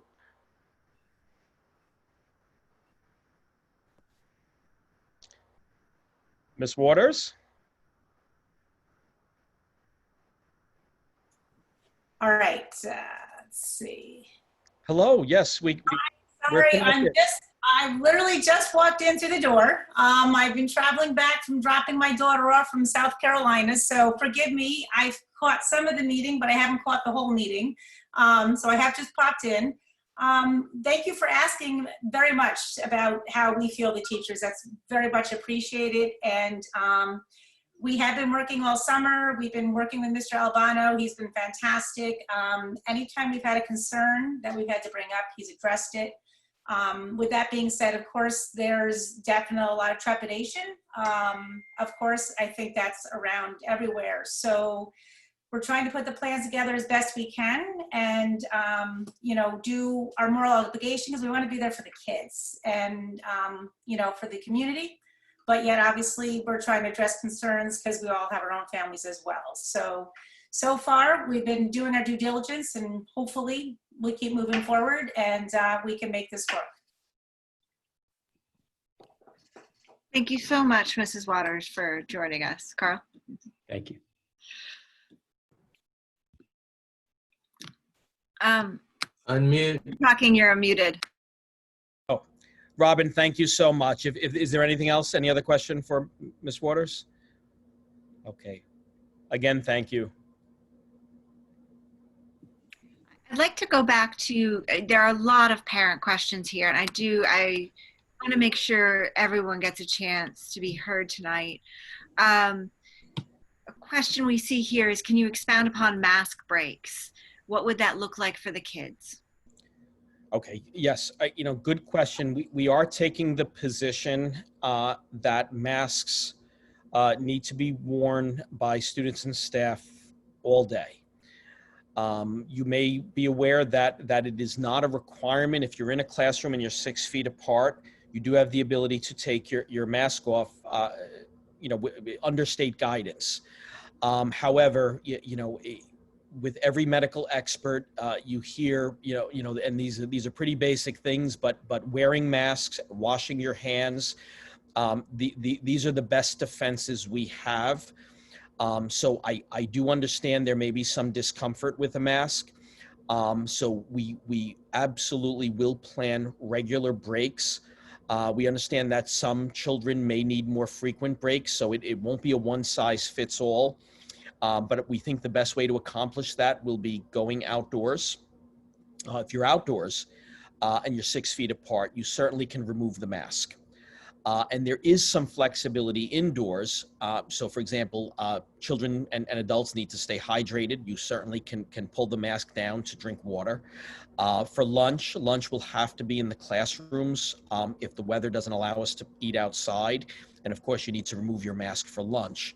So there will be some flexibility, but I don't see us or students and staff going like 3 hours straight of instruction in masks. There will probably be at least a break every hour. And again, for individuals that, if someone has asthma, for example, we would accommodate and provide more frequent breaks. So there's no set schedule, but we clearly recognize it's necessary. Thank you, Carl. The next question I see here is, will iTutor have advanced classes for math and science? Okay, at this time, we did not set that up. Again, they have the ability to offer that. So when we receive those surveys, we will see if there are people who qualify for the Regents level courses. We can revisit that. But right now, it's not part of this evening's contract. It may cost more if we decide to do it. Okay, next question. My understanding is that families are required to take students' temperatures at home before school as opposed to temps being taken at school. Do all families have efficient thermometers? Will the school provide them? Okay, so that is a great question. That's a first. We've had questions. The screening process, you are correct, that we're asking all families to take their children through a list of questions, all the symptoms for COVID, and then also take a temperature, and your temperature cannot be more than 100 degrees. I don't know. I think maybe that is a question I should add to the survey. And if someone needs to have a thermometer, I do believe the district could supply that. But I would think the vast majority of parents do. I know there is some discomfort with this, that, it's more or less the honor system. Parents will be required to sign off and have students enter the building by handing in, a slip that a parent is verifying that they did that screening. For the staff, including me, we will have an electronic version of that screening process that we will need to submit every morning before we commute to work. So I will look into that. I'll talk to Melissa DeFonce, and if someone needs a thermometer, I would think the district could provide that. Thank you. Sorry for the dogs barking. Why split classes into two smaller groups if teachers and aides will interact with both groups throughout the day? Most data indicates that adults are much more likely to spread the virus than children under 15. Thank you. Okay.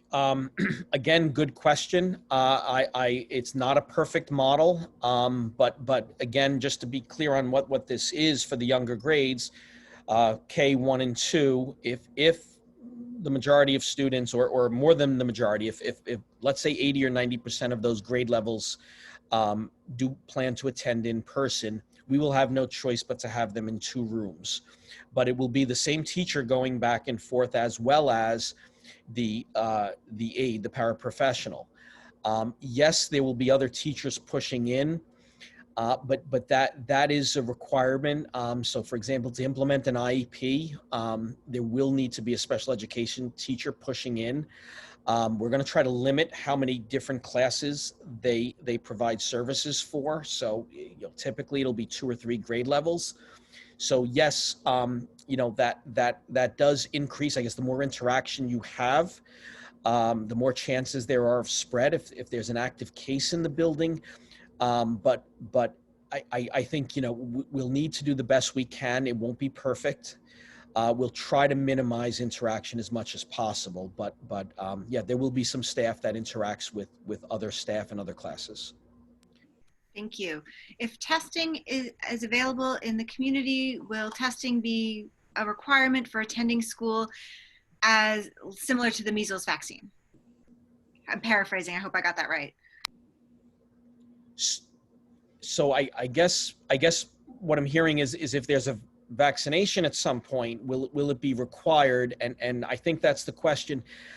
Yes, I believe it hasn't been decided yet, but I do think the state is considering making that a requirement.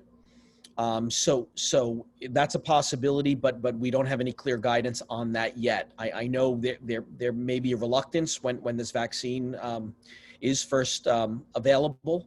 I do understand there may be a reluctance on parents and everybody in general. But we're not there yet, and I don't have that information. Thank you. Is iTutor going to be in use for those that stay home for the entire year, or is it being reevaluated every 10 weeks? Okay. We're tonight. The proposal is that we're transferring enough fund balance, and we're approving a contract that would be in place for the entire year. Let me say though, I do think it's possible, but I think it's unlikely that school would remain open for the entire year, and children would be home learning through the iTutor model for an entire year.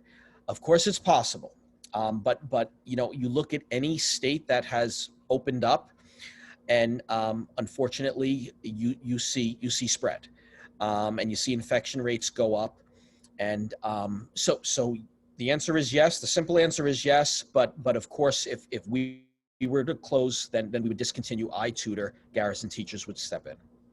Thank you. Will the iTeacher use the GUF teacher's curriculum or some type of guidance, even though they will not be collaborating on a weekly basis? Just for quick correction here and to give you a break, Carl, my understanding is they will be collaborating every week. We are building time into the teacher schedule at GUF so that they can have like a professional development time at the end of the day, perhaps use that hour to talk to the iTutor teachers to ensure that they are up to date on what they're doing. Yes, iTutor is willing to do that, but it's interesting. I initially that was my idea to build in a set period weekly. What they said is that what they've typically done is have teachers work out, whatever is mutually convenient. So whether it's electronic coordination, by phone, by Zoom. So absolutely, there will be a coordination. But we may not have a set period every week, and we're going to really leave it up to the individual teachers. I know our teachers are used to working collaboratively. We have things like consultant teacher services. We have push in AIS services. So our teachers are used to that, and I know they will find a way to coordinate. And the answer is yes. That iTutor will follow not exactly what's happening in school, but certainly there will be a coordination and a very similar program delivered through iTutor. Thank you. When will teacher assignments be shared? That will occur shortly after the 21st. So again, we're waiting for that response from parents. We'll finalize schedules. And then we will make that available to all parents. And I believe what has been done in the past is you have access to the portal, and that's where you have learned about your teacher assignments for the year. Thank you. How will buses, I'm sorry, somebody else try to jump in? Nope, okay. How will buses be offloaded and kept and maintained distance?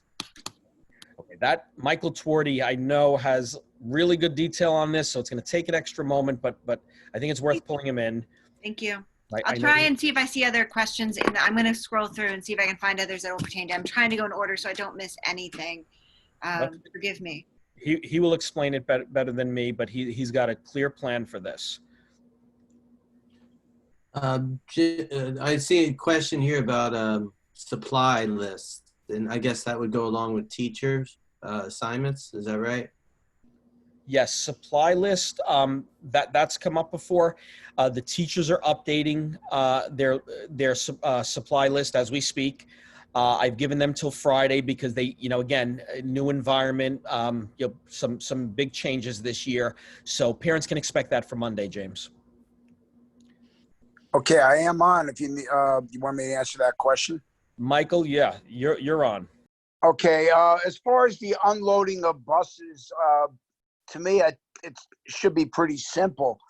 When a bus comes into the school, the bus driver will be in charge of letting them off one at a time. Once one gets down the steps, the other one can start, being at least 6 feet behind until the bus is cleared. So this is something I'm going to have to be talking to the new bus company with. I obviously will be having a meeting with all their drivers to go over all the protocols, not just that, their cleaning protocols as well. And the bus driver will be in charge to maintain that social distancing on the departing of the buses. When the kids are getting on the first couple of days of schools, getting on the buses at the bus stops, we're also going to have to instruct them on the buses. I will have the bus drivers instruct them on the first day when they're getting on the buses to please maintain distance also, getting on one at a time, slowly. And that's it. Thank you, Michael. Sarah, do you see anything else from Michael while he's here? I'll be here. I'm sorry, I'm scanning through and I don't at this time. Okay. I'm trying to, they're in Q&A and chat, so I've got a lot of boxes open here. Let's see. Do you really think the younger students can keep their masks on for extended periods of time? Is a question I see in a couple places. Yeah, so this has come up a few times with the smaller parent meetings. And I think we need to do the best we can with reminders. If it's difficult, I think we need to provide more frequent breaks. This is something that we've never done before. So things may change. We may initially think, a break every hour is sufficient, and we may learn that, okay, we need to do more, particularly for younger children. So quite frankly, I'm not sure. I think if, as the weather cools, I do think masks are more tolerable, but on a warm day, I think we're going to need more frequent breaks and make sure that they stay hydrated and drink. And I think there will be also a need for some flexibility. If a child, if a mask falls off and it's not, it's unintentional, or if they're getting upset, we're just going to need to support them as much as possible. So I don't know exactly, but this is what we're going to try. Thank you. Is the school surveying staff to find out if they're traveling to restricted states? And if so, will they be asked to quarantine? We're not doing a survey, but we've communicated with staff about, and if you go to an area where there's a high infection, and of course the state has its list, that we all need to be respectful of one another. And if they needed to travel, and there was one extenuating circumstance with which the person communicated with me, and we've made arrangements, they will not be missing any school.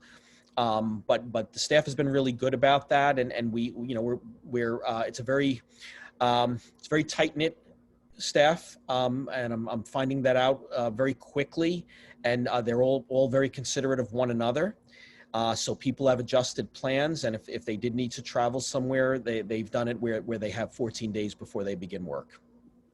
Thank you, and thank you to our teachers for taking that on. They are a great group. Okay, if parents choose remote learning, will they be put in contact with the virtual iTutors and trained on the remote teaching program? The answer is yes. Yes. Great. That was a great short answer. Sorry. There's a lot of questions I'm going to paraphrase here because there's a lot of them on, is it possible to do a Google form? Can we reevaluate, revisit the honor system screening process that is currently being considered? Yeah, there is. I mean, this has come up now. I know some parents raise concern and have requested that in addition to the home screening, that there's an additional screening here at school. And what I've said to parents is I will circle back with the Health and Safety Committee. So both Michael Twardy and Melissa DeFonce were the team leaders for that subgroup. But the task force really thought about this carefully. And the recommendation was to do a home screening for staff and students. Most districts are approaching it that way. But I do understand the concern, and I think doing a survey, you will get some different opinions, but I think internally we have to think about, what is practical and what can we do as far as, keeping lines moving, as far as children entering the building. And look, if we can do more, we will. But I'm not going to make a guarantee that we're going to be able to screen every student until I really talk with the staff. And if it's possible, we will try to implement that. Thank you. I have a question here. If a student tests positive, will the rest of their cohort need to quarantine for 2 weeks? So again, there are many different scenarios that keep coming up. In my superintendent's group, we meet with the county weekly, and we raise a lot of these, what ifs. So this is something where we would not be able to just give you a decision. It really depends on the details and the contact tracing that occurs. But the answer is yes, it could be possible that a cohort has to self-quarantine for 14 days. But that guidance, we wouldn't make that decision alone. We would get guidance from the Department of Health. Thank you. Will cohorts of students and staff travel in and occupy designated areas to prevent intermingling and increasing the potential exposure footprint? How will notifications and quarantines be implemented across and within cohorts? I think you just answered a part of that, but I wanted to make that question appeared a couple times, so I wanted to make sure it was read.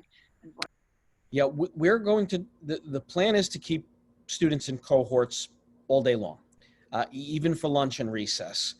And then in the hallways, the architects, we're finalizing floor plans. I'll add them to our reopening plan, and I'll also be giving parents information before the start of the school year. But we're looking at many corridors being one way to avoid that, passing of one another in the hallway. I don't think it'll be down to a perfect science. We will do our best to keep them in cohorts, but also if you listen to a lot of the medical advice, it's not just a quick passing, it's a longer period of exposure to someone who's infected. So I think if there's students pass one another quickly, I think the risk is much less, but we will do our best to keep separation. Okay, I have a couple here, and then I'm going to have you bring Michael back because I'm trying to group those together. Mindfulness is if it's something that's going to be used across all grades and classrooms, is it something that's going to be used across all grades and classrooms as a way of coping? What if parents are not in agreement with this type of therapy? Okay, well, the answer is yes. We plan to do a lot more for social emotional health and education with students as well as staff. So our psychologist and our guidance counselor have been planning this. And I think if a parent disagrees with some particular program, like any program, then I think the best person to contact is either your classroom teacher or our guidance counselor or psychologist, and have that discussion if you disagree with one of our SEL programs. But yes, we do anticipate that this may be a more stressful situation than as compared to the past. And we plan to do more things focused on helping children, alleviate their stress, getting outdoors.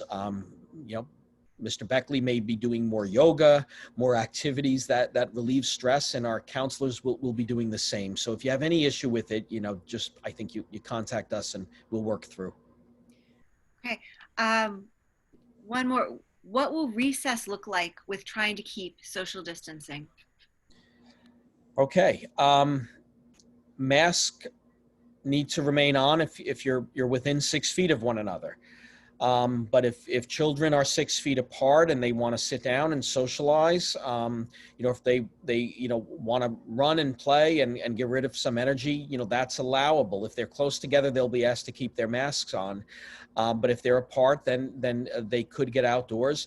I could envision the kids, for example, on the basketball courts, at a distance, shooting some baskets. It's not going to be, your typical, basketball game that we've done in the past. And we're going to really look towards Mr. Beckley to give us, some guidance and advice on activities. Those details haven't been completely worked out.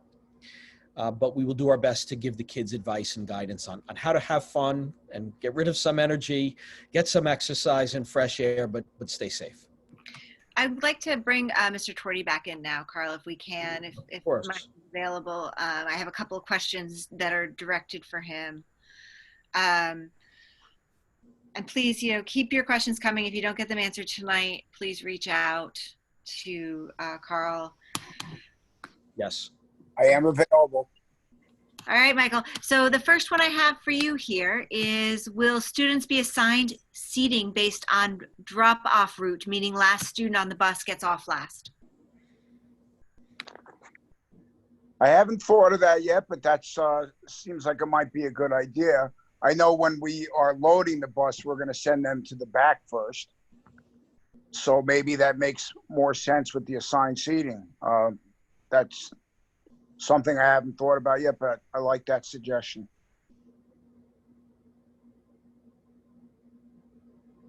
Great, thank you. Sorry, there's one more down here that was, what might the traffic pattern look like for parents who are dropping off their kids? How might it be different from past years? I'm going to add to that, what time will kids be expected to be dropped off versus the actual start time of school? Basically, what will drop off look like this year? Well, it's not totally determined yet. We've had a lot of talk about it, but somehow or another, we're going to have to use the upper parking lot a lot more.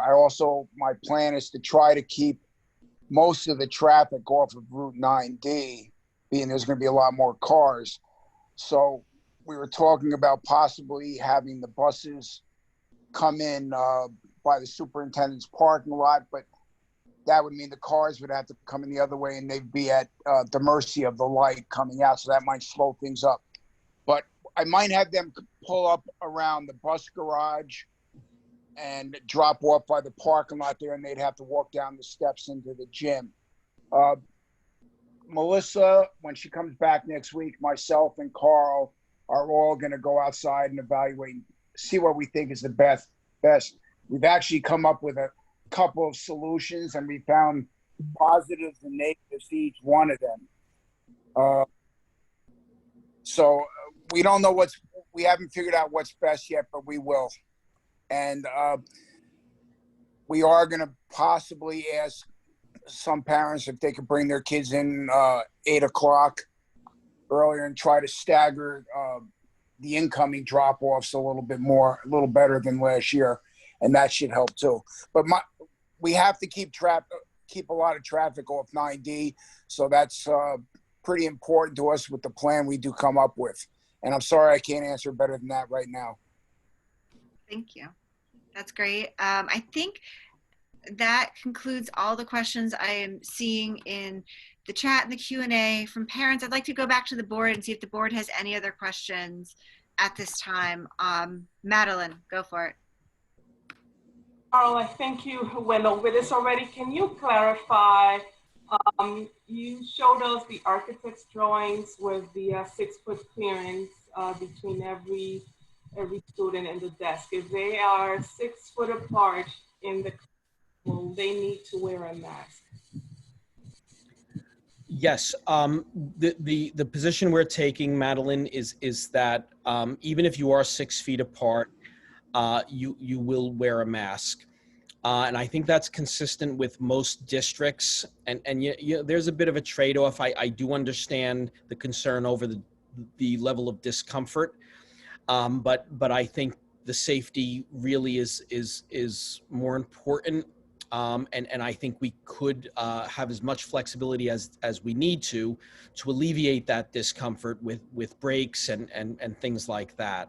So the plan is masks all day, except for water, except for lunch, and of course when you're outside 6 feet apart. Sorry, I have a parent question I missed here. I apologize to this family's. Now I'm trying to find it. How are we introducing families to teachers? Kindergartners have no history with the teachers. Are we doing anything in advance of school to make sure that the kindergartners meet their teacher? Yes, well, great question. I met with Miss Ritchie earlier this week, and we haven't announced it yet, so this is a first, but for kindergarten parents, we're going to have an orientation day the week before. We are looking forward to that. We will have the children come in, they'll meet Miss Ritchie, we'll kind of take them through the building so they're somewhat familiar with the school. We can show them one of the buses. Mr. Twardy, I'm sure, could arrange to have a bus there for children who are riding the bus. We could probably have them practice boarding and the bus and then getting off with the protocol that we need to implement. And that'll be a fun day. Parents, you'll have to probably wait outdoors at the pavilion, but I think it'll be a nice day and good for the kids. Thank you. And I am seeing a couple more. I just want to make sure I get to all these parents because I do. Can I just, Sarah, can I just piggyback? Sorry. I just want to piggyback on that question before we pivot to the next one. For kindergarten families that are not going to be in, will there be a sort of parallel virtual introduction to the school for those students?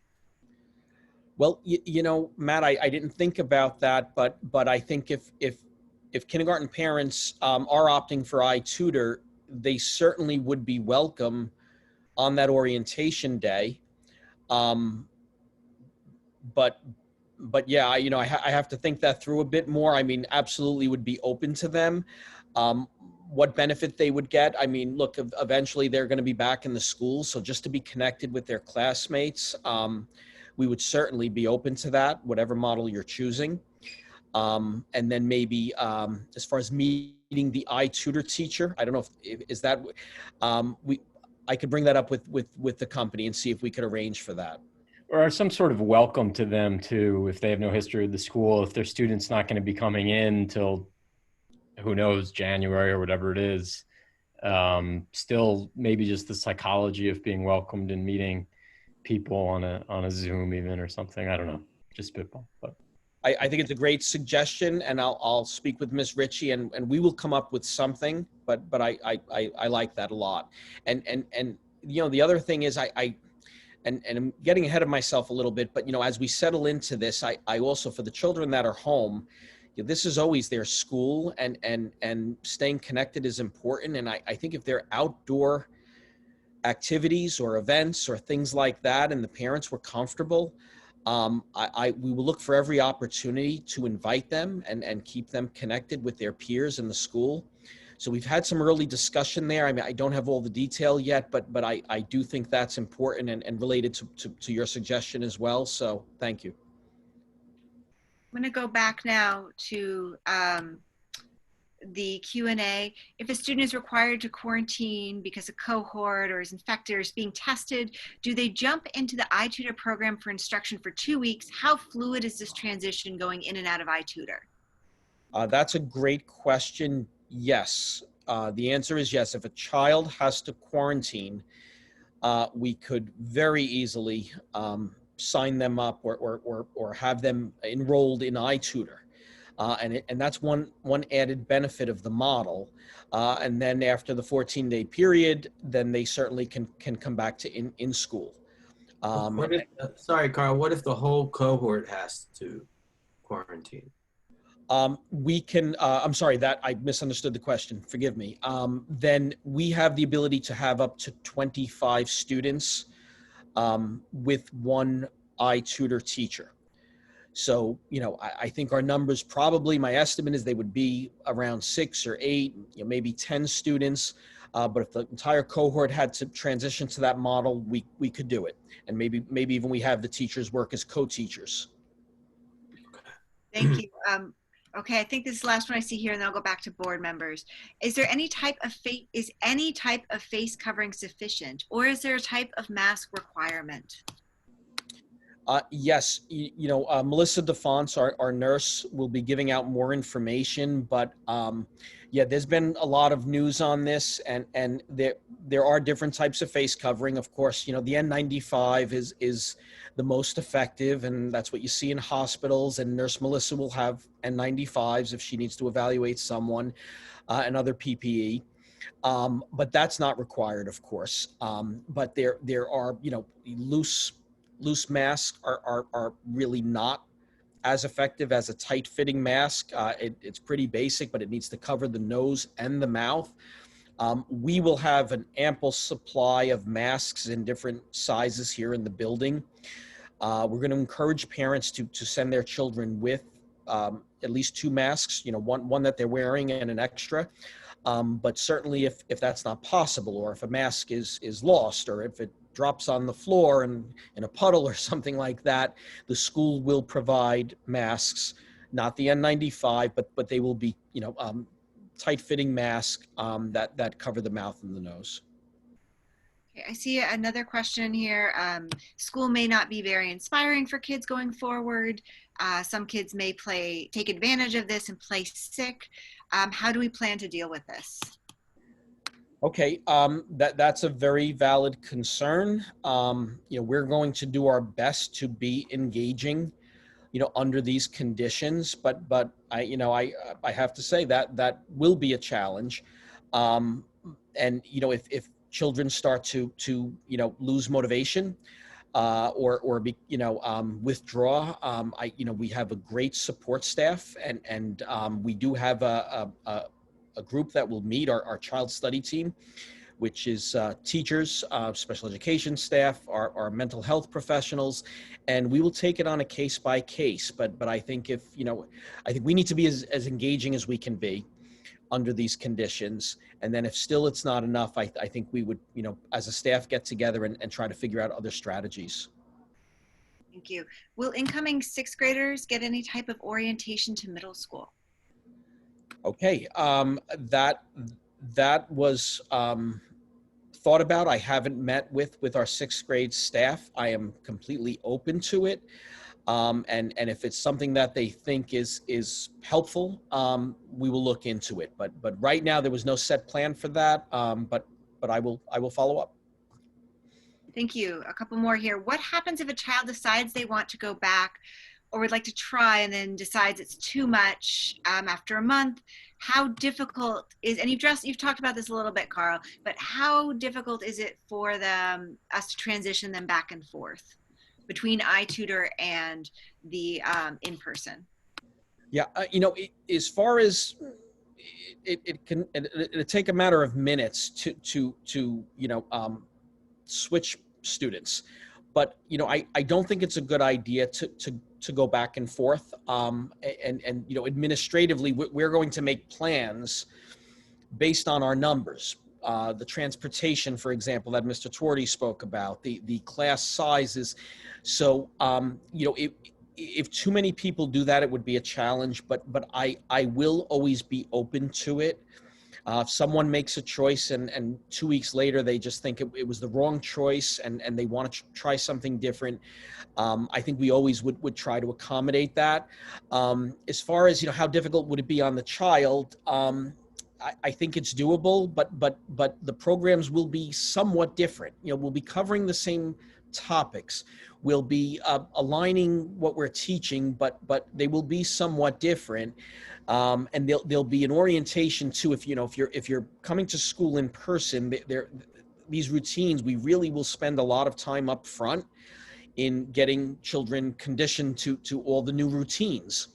If a child was home and then they come in, that may be a little bit more of a challenge. But can we do it? The answer is yes. I have one last one that I see here. How do we intend to manage behavior on buses? It was already like Lord of the Flies. Was it realistic to give the driver the additional responsibility? Sarah, I'm sorry. The last part, the driver. How are we going to manage, basically, how are we going to manage behavior on buses in terms of masks and social distancing? How are we going to enforce these rules? Hey, well, look, it is the driver's responsibility. We're not adding an aid. The buses will be a lot less crowded, so that's helpful. And I think if there's a behavior problem on the bus, I mean, as all schools do, if need be, I would speak with the student. You certainly try to get to the bottom of what occurred, and talk to the family, of course, and if it was a counseling issue, it would be referred to the counselor. If it was disciplinary in nature, then we would have to go that route.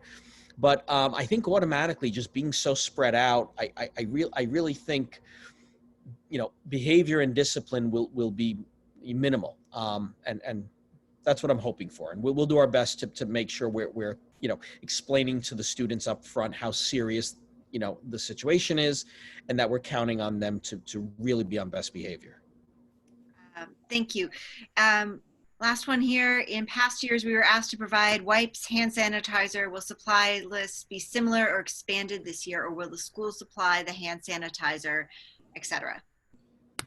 Okay, I'm glad that came up. Hand sanitizer is not allowed on buses, and that is a state law. So and that doesn't mean we're going to go inside children's backpacks, but because it's flammable, 60% alcohol, we're not allowed to have a dispenser or anything like that. So of course, if a child has a small Purell in their pocket for whenever they need it, that's fine.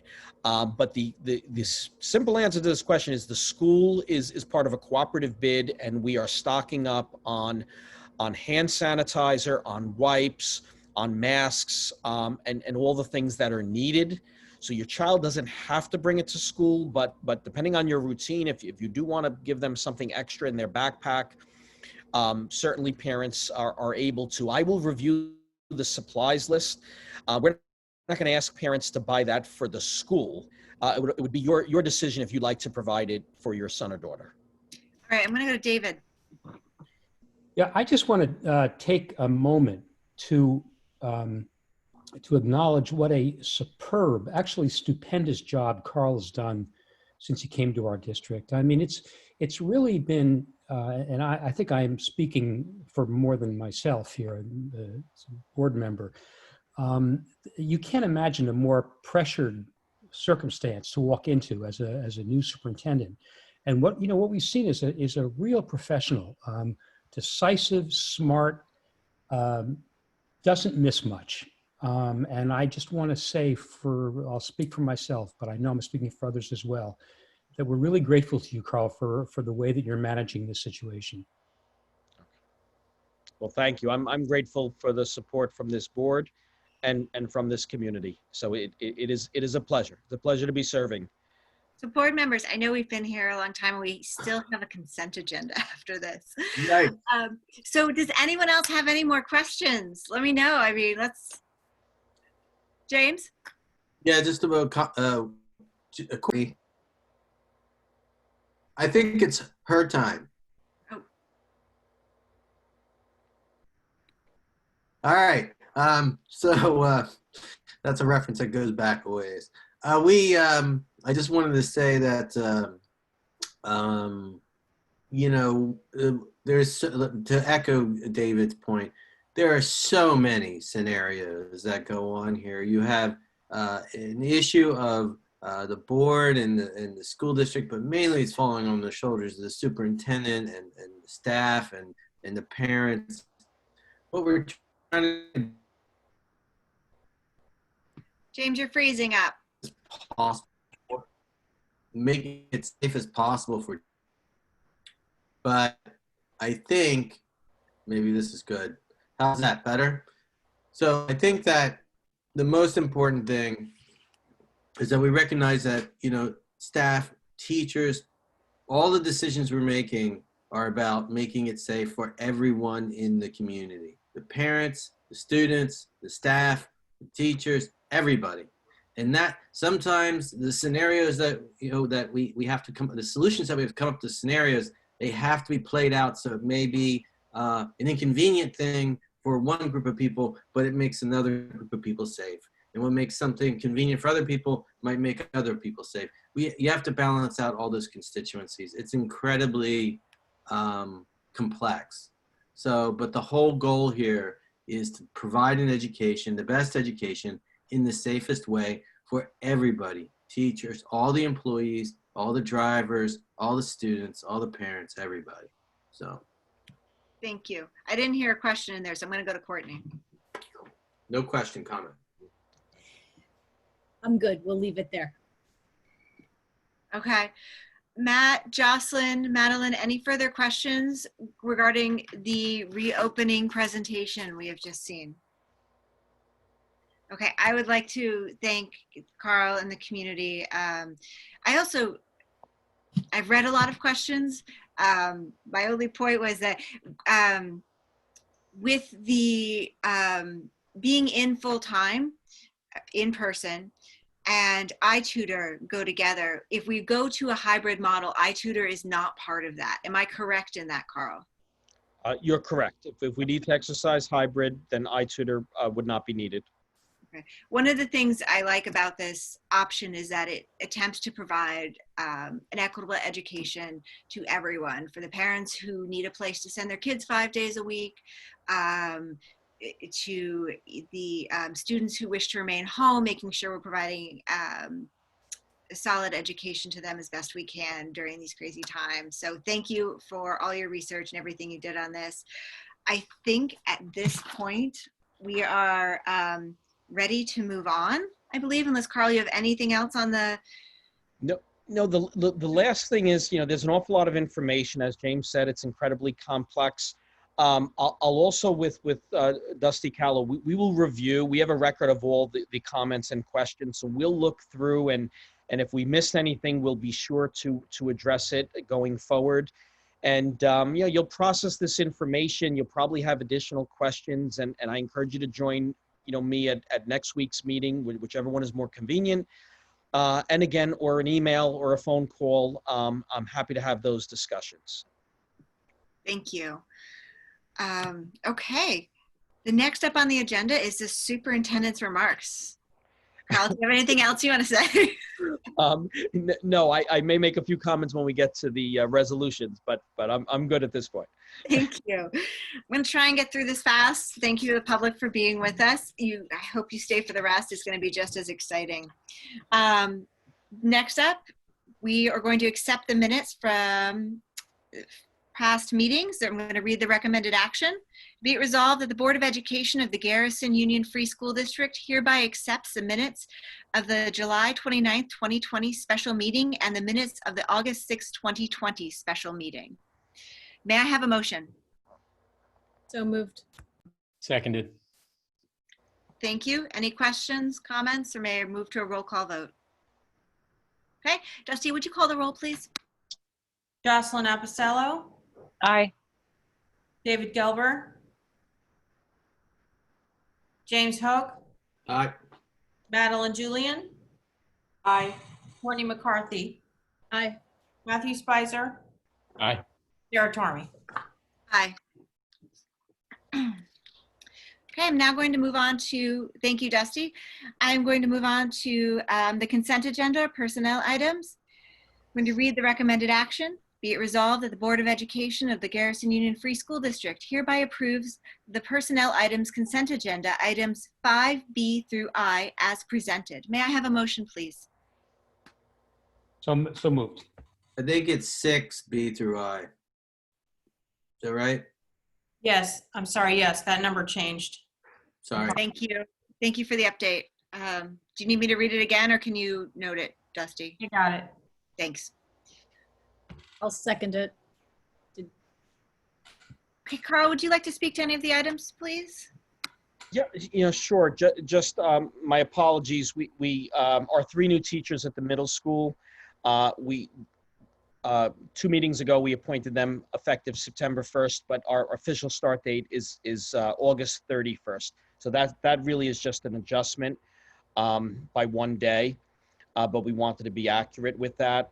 Also, we have on personnel a permanent everyday substitute teacher. Michael Roman did work with us last year. He's a math certified teacher.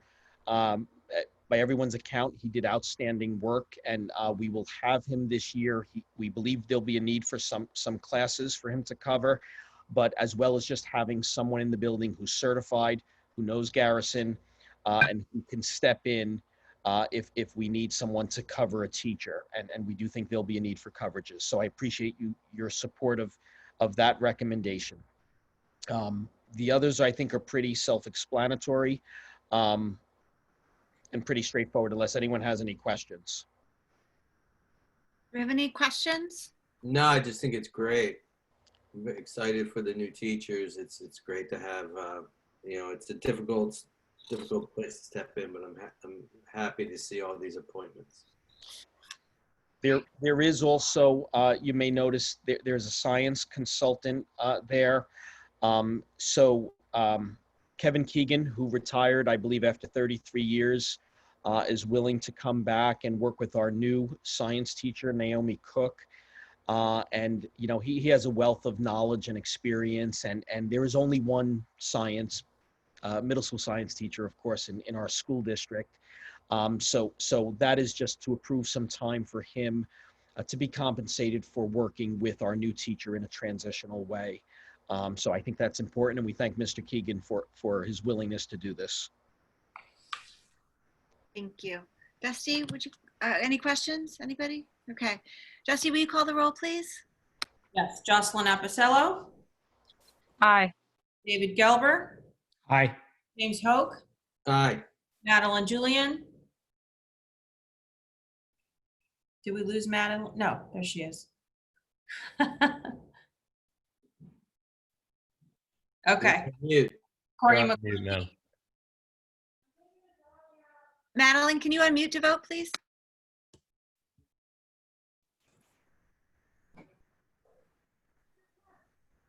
Aye. Thank you. Courtney McCarthy. Aye. Matthew Spicer. Aye. Sarah Tarmy. Aye. Okay, moving right along. We are going to go to new business now. Approval of iTutor agreement and authorization of expenditure. I'm going to begin by reading the recommended action. Whereas the Garrison Union Free School District has, in accordance with the directive of the Governor of the State of New York, developed a reopening plan for the students of the district for the 2020-21 school year, and whereas the district's plan provided for full in-person instruction for its students in grades K through 8, and whereas the district was required by the governor's guidance to amend the plan to allow parents to opt out of in-person instruction and to choose that their children be educated remotely, and whereas the district has determined that the iTutor program will be used to provide remote learning to students whose parents have opted out of in-person instruction, and whereas a Board of Education is authorized to expend monies for unanticipated ordinary contingent expenses, and whereas the Garrison Board of Education has determined that contracting with iTutor is an ordinary contingent expense as it is necessary to maintain the educational program under the governor's orders, and whereas additional monies for the cost of iTutor is needed and will be drawn from the district's unappropriated fund balance.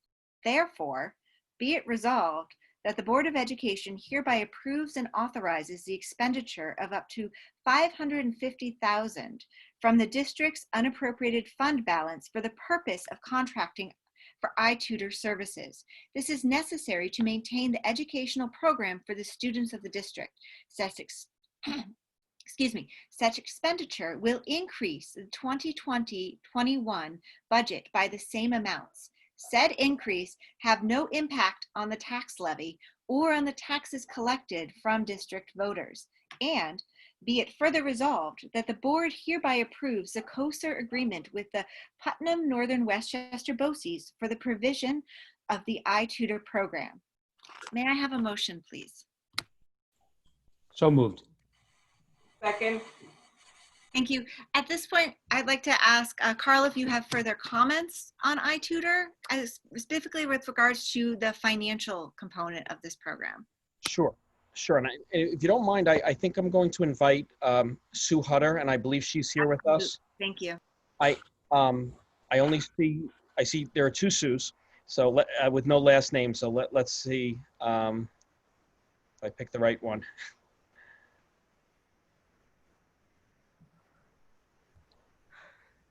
Sue, are you with us? Sue? It might be Susan, no? Yes, I'm here. Oh, okay. Oh, I had a 50-50 chance and I got it right. Look at that. Yes, the right We need to add your last name to Okay. So I'll begin, and then I'd like to turn it over to Sue, who really can speak to the financial piece of this. So, basically what we are doing is we didn't budget for this expense, and this is a significant expense, especially if we were in this model for a full year. And we are doing a transfer. Basically, if you approve this resolution, you're transferring $550,000 from unappropriated fund balance. As I said earlier, there was some surplus from last year. During the closure, we, for example, saved some money with transportation. That surplus went into fund balance, so that is helping us here. And there's one other piece of this that I haven't shared with the entire board yet, but we also would get aid on this expenditure. There's not a guarantee, but last year's aid, if we did this last year, for example, the aid would have been 36% money returned in the following year. That's the way aid on this type of program would work.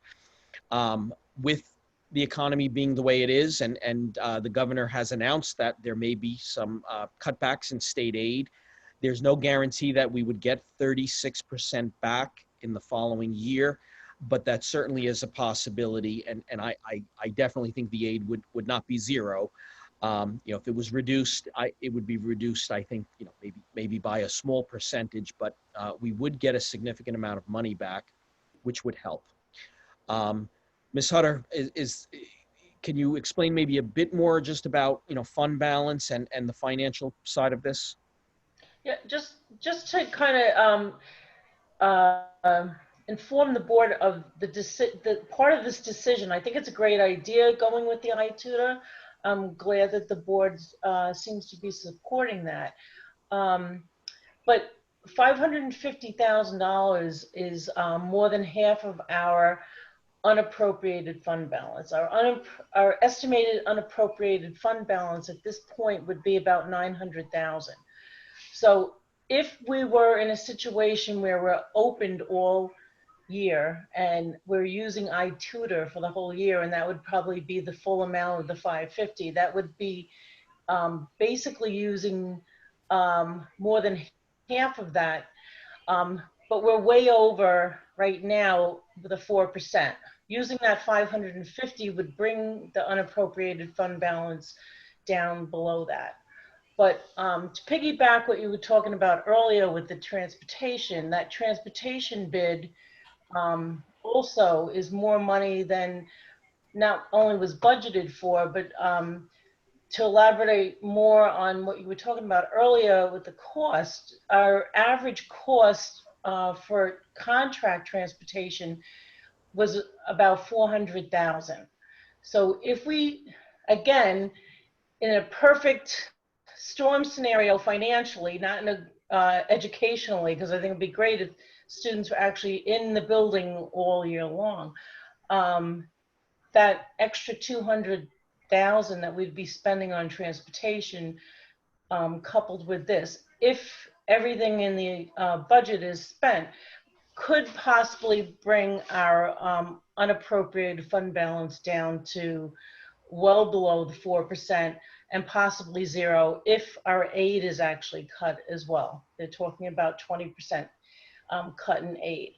So I just want the board to be aware of that financial impact or possible impact. The likelihood that we're going to be open for the full school year and transporting kids for the full year. I think, I mean, just listening to the news is unlikely, but I just think it's important for the board to hear that, you know, worst case scenario, I guess, financially. Thank you, Sue. In terms of I was wondering if you could explain a little bit, just for everyone else in the audience, what the 4% number is, and also how far over 4% are we at this point? We're about double. We're at our 4% is about 450,000. And that's what we're allowed by law to keep in unappropriated fund balance. Yes. Right now, and our books aren't officially closed, so it's I'm still working with auditors. We're not ready to close everything out yet. The auditors will be presenting to the board in early October. But yes, we're about at 900,000. And it's coupled with, we didn't have transportation expense for the last 3 months of school.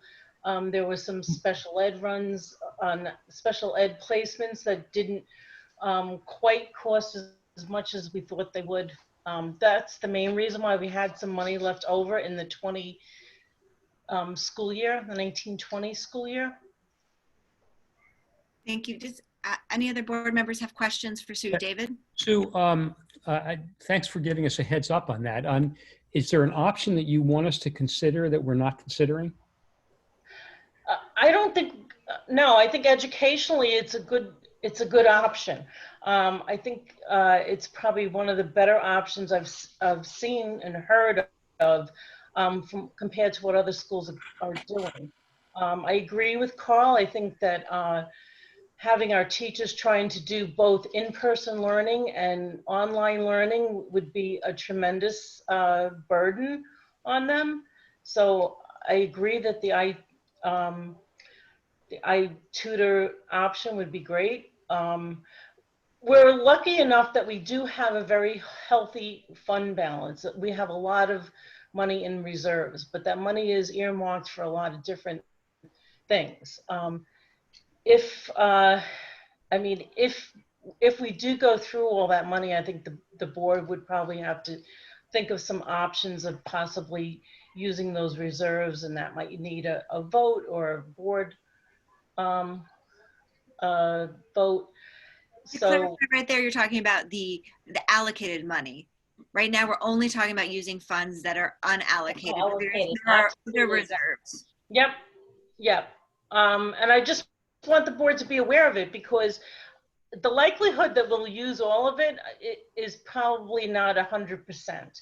I don't know what the likelihood is. I mean, if I did, I'd be a rich woman if I could predict what's going to happen over the next 10 months.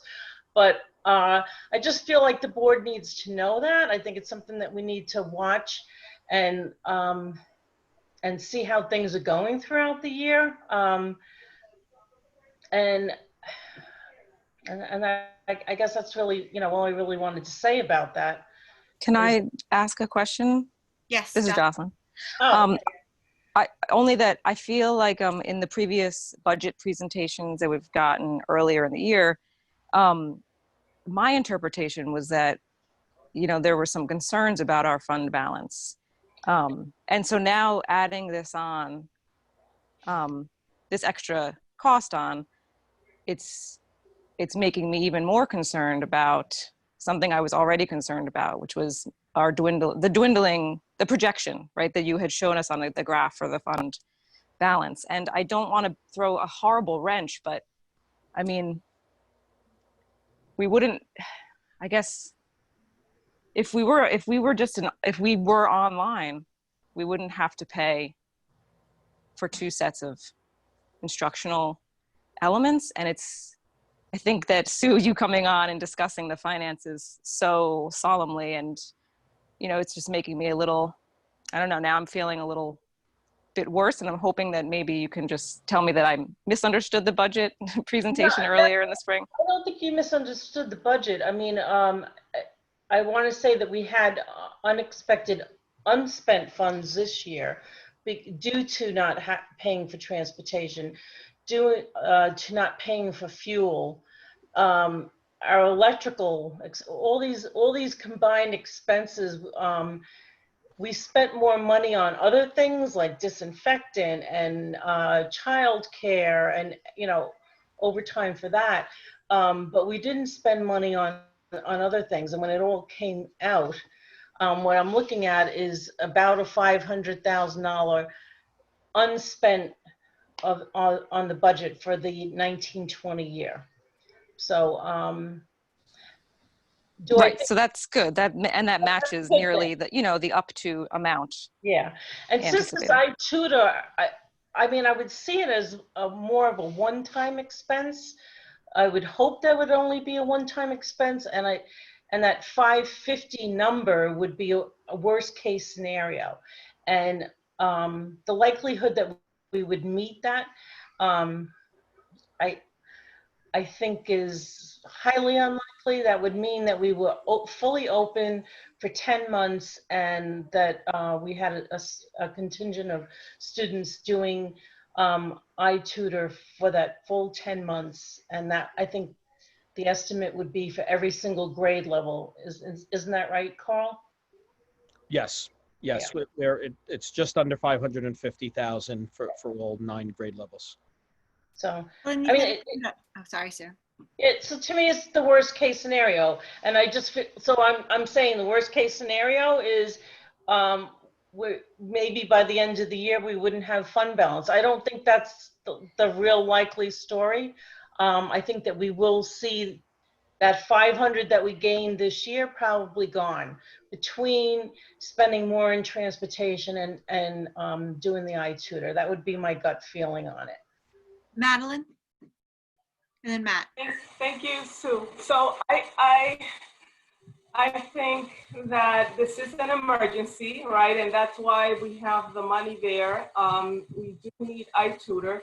But at the same time, I was looking at the numbers, and with the extra 200K for transportation, and let's say if we use half of the year for iTutor, that still leaves us 4%. So can we at some point before we reach half of the year check in and see if we can do any other transfers from the reserve, if we need to proceed for the full year with iTutor? And then the next thing is that we don't know what next year is going to bring. So we need to have at a very minimum 4% or be prepared for anything that next year might bring.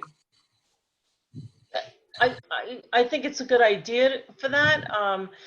It might mean budgeting for next year that we might look for an override if we're seeing that we're dipping that deep into the fund balance.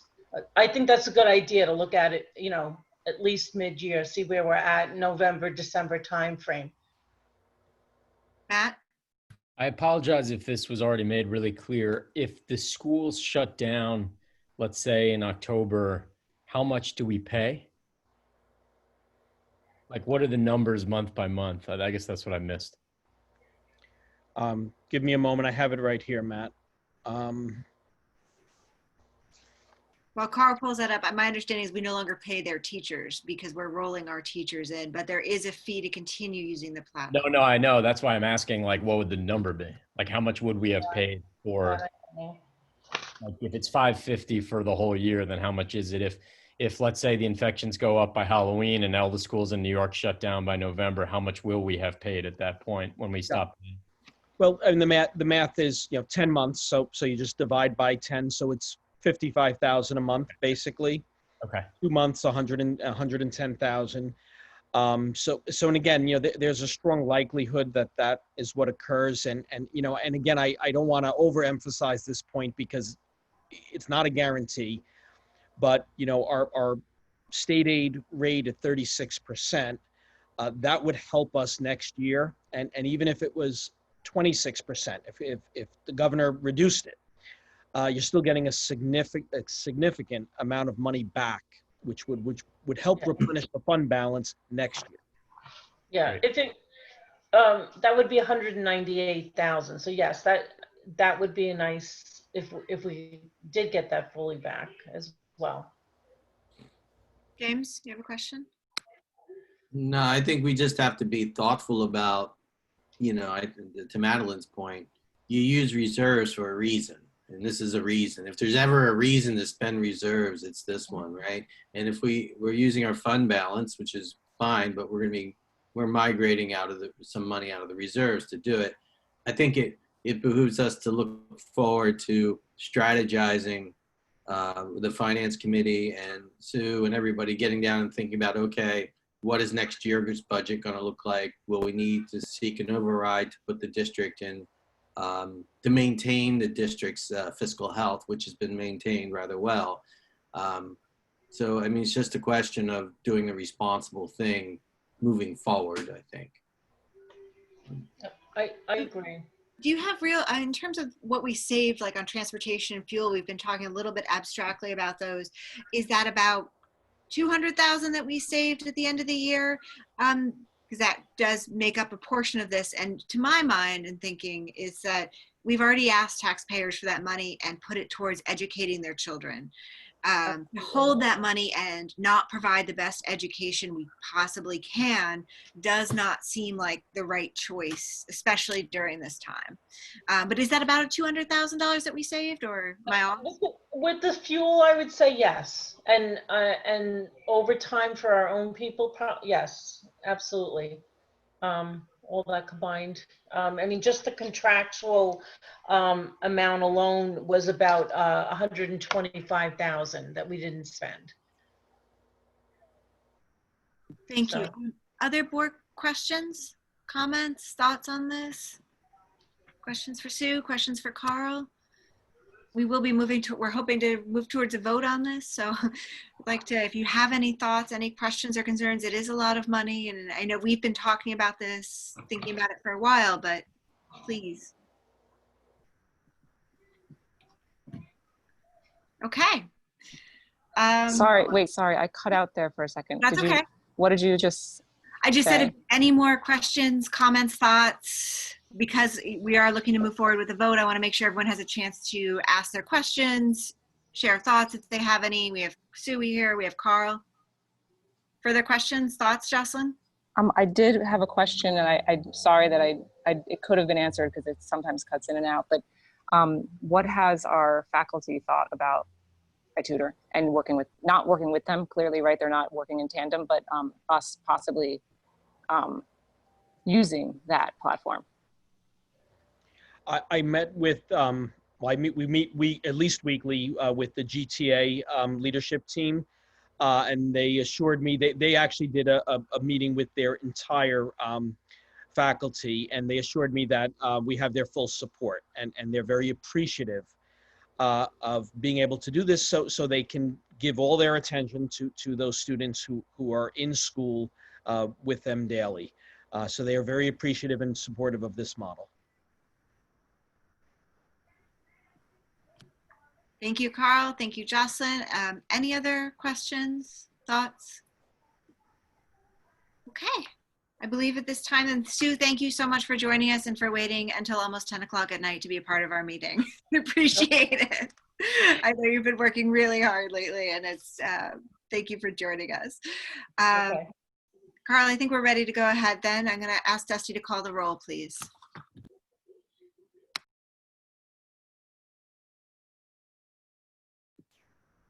Dusty, you're up. Can you call the roll for the vote? Sorry, I didn't realize I was muted. Jocelyn Apicello. Is muted. Jocelyn's muted. She had a bad connection before. You might have cut out. Can we go through and come back, please? Gelber. Aye. James Hoke. Aye. Madeline Julian. Aye. Courtney McCarthy. Aye. Matthew Spicer. Aye. Sarah Tormey. And I'll come back to Jocelyn Apicello.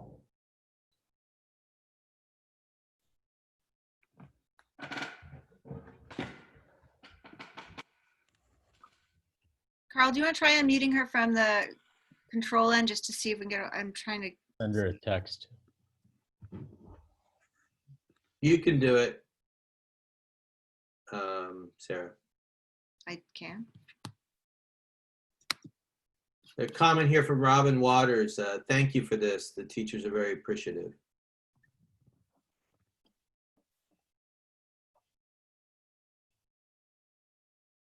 It's not allowing me to do it. I'm wondering if she's frozen because of a connection. She said she's asking, she just texted, it's spotty, you all vote. So, yes, we. Okay.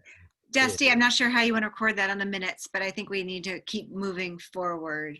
Okay, I'm sorry, Matthew. She said, can She you? she just told me that her connection was spotty. She did not vote. Okay. did not vote. Okay. I recommend record extension, right?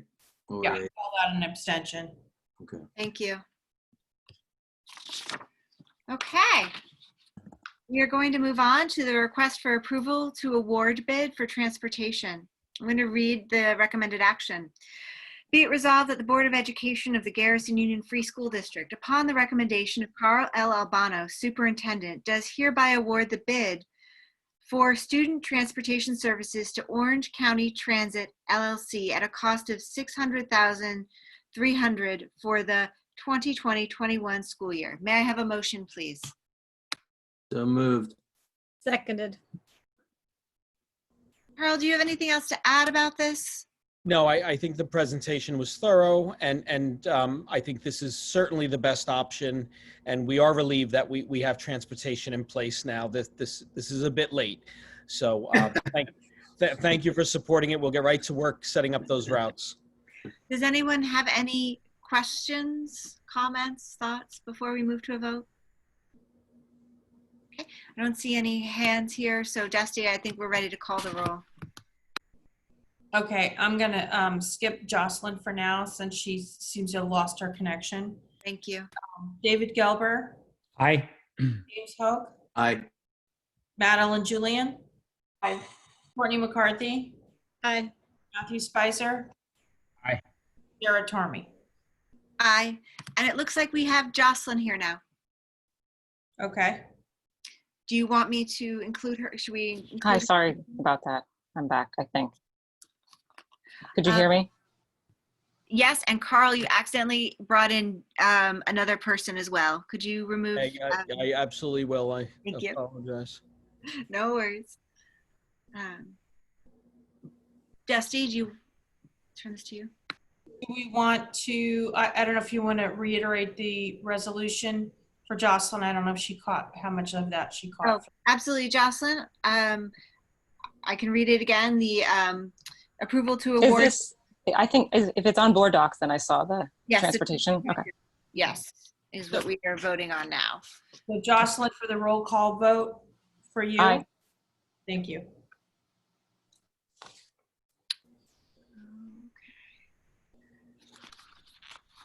I'm going to keep, Carl, there we go. I'm going to keep, are we good, Justy? Can I move on? Yes. Thank you. Okay. I'm going to move to the request for approval of communications consultant agreement. I'm going to read the recommended resolution. Be it resolved that the Board of Education of the Garrison Union Free School District, upon the recommendation of Carl L. Albano, Superintendent, hereby approves the agreement for communications consulting with the MFS Consulting and authorizes the superintendent to execute said agreement. May I have a motion, please? So moved. Seconded. Great. Carl, do you want to speak to this? Sure. Maria Slippin, who is a communications consultant, has tremendous experience. She's worked in school districts throughout our region. Some of, just to name a few, Mayapack, Pelham, and those districts have been very happy with her services. So as a board, back when we met for the retreat, we did talk a lot about improving communications at every level in the school organization. So Maria initially will start working with us and really help with the communications for the reopening. I think, the priority is over the next 3 to 4 weeks to make sure parents have all the information they need. She's going to roll up her sleeves and work with Dusty and me regularly. She's also going to take a look at our website. We definitely can use some assistance with reorganizing the website. And then as we settle into this school year, I know we have some, long-term goals, and we want to set up a communication plan for the district. And again, look at our communications at every level. That includes staff, it includes administration, it includes, at the board level, and things like our website. What I would like to see in the future is a complete overhaul of our website. I think it's time, and I think Maria will help us get there. So that is why I'm recommending her to come on board as a consultant. Thank you.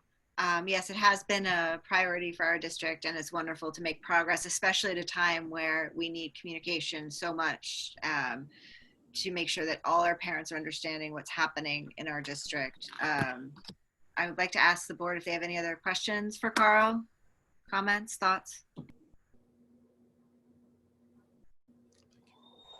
Okay. Well, I will just add that as a district, we run with very little administration.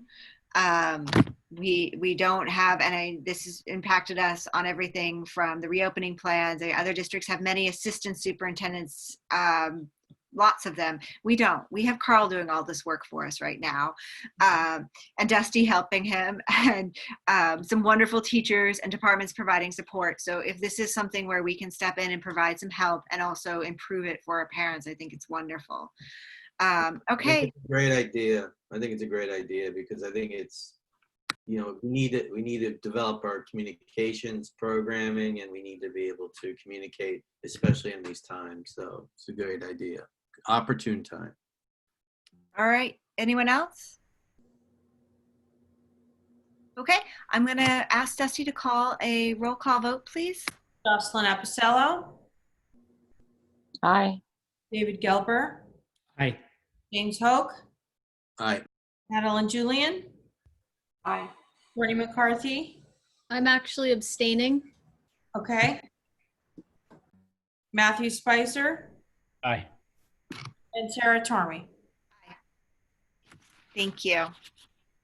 I'm gonna move on to the request for approval of agreement for physical therapy services.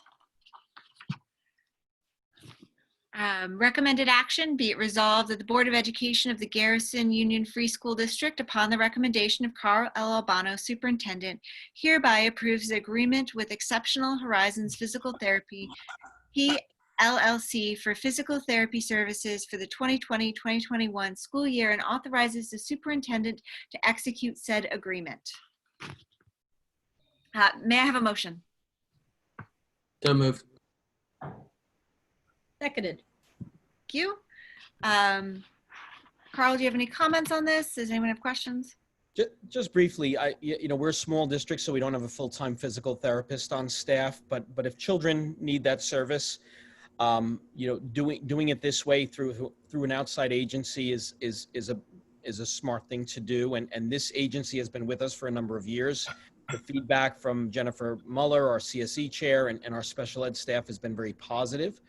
And it would probably be for a small group of children who needed this service as per the IEP. Thank you. Any questions? Okay, move to a roll call vote, please, Dusty. Jocelyn Apicello. Aye. David Gelber. Aye. James Hoke. Aye. Madeline Julian. Aye. Courtney McCarthy. Aye. Matthew Spicer. Aye. Sarah Tormey. Aye. Thank you, Dusty. Okay, I'm going to move to the next item on the agenda, and we're getting really close, guys, is public comment. This has been a wonderful meeting in which the community has added so much already, but I will open this up again. Public comment is intended for members of the community to speak openly and voice concerns in accordance with policy 3220 of the Garrison Union Free School District. Any person wishing to speak shall comply with all provisions of this policy.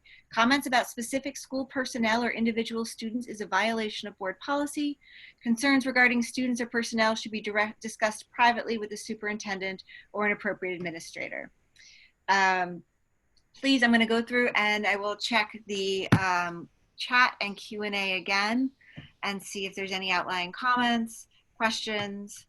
Let's see.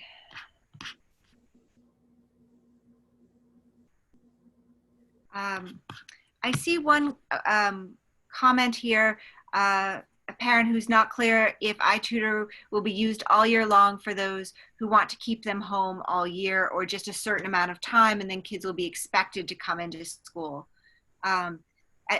Given the nature of this meeting, Carl, do you feel comfortable clarifying at this time? Yeah, sure. So basically the board this evening, and I thank them, made a one-year commitment. So the fund balance transfer is enough funding to cover the program for the year. So, there was some talk, and that may have been confusing for people, that, we think it's unlikely and there may be a closure at some point. And that's a strong probability, but there is this possibility that we remain in school all year. And then right now the commitment is, if a parent wishes, we would maintain iTutor for the year. We have enough funds to do that. Thank you. When will parents know if Spanish and advanced classes will be included in iTutor? I'd like to make that decision after the 21st. I'd like to really analyze, who is opting for iTutor, who is planning to send their child or children in, and then I will take a look at that. And if we can provide it, we will, but I don't want to make a commitment this evening. So the week, I believe it'll be the week of August 23rd, we will let you know. There's a comment here. I'm just going to read the comment. It's not a question. Given that the children have been out of school since March and they are coming back to an abnormal environment, children may act out as a result. A question, is there a policy in place for bullying? I believe that's on our website. Is that correct? Yes. There's no tolerance for bullying, and it will be handled appropriately. I don't know if being out of school will encourage or increase bullying in any way. I'm not sure if I see that connection, but it's possible. So it's a valid question, and it'll be handled as, in a diligent way, and it won't be tolerated. I just briefly scanned through, and I apologize again for any of the parents, community members, teachers. If I missed a question, please reach out. I'm trying my best to follow the chat and the Q&A at the same time, and I'm not sure why Zoom has two features. There are a lot of thank yous here. I'm not going to read them all, but I just want to say thank you for saying thanks, and thank you for being here tonight. So I think that, leave it for a second. Oh, I see one more question here. I'm going to read, will specials, music, PE, art be included in the instruction? I'm guessing that's iTutor. The answer is no. iTutor will not provide that. And again, I can't make a guarantee this evening. I think you ought to base your decision on knowing the guarantee is the 4 core academics. If there is room within our teachers' schedule, so art, theater, music, physical education, we are looking at having Garrison teachers provide some instruction. I don't know that it will be synchronous. If there's room in the schedule, we'll give synchronous. If not, there will be asynchronous, and we will make sure we make every effort to provide additional instruction in special areas at home. And there's another clarifying question here. Will specials be available in school? The answer is yes, but they'll, like everything else, they'll look different. So right now, art will be a push-in to the classroom. That is what we're planning. Music may be a push-in as well. Phys ed will be outdoors as much as possible, but if not, we do have a lot of space in the gym, and there's a 12-foot social distancing mandate for phys ed, and we will follow that. And theater also will have to be in the classrooms. The theater room is too small.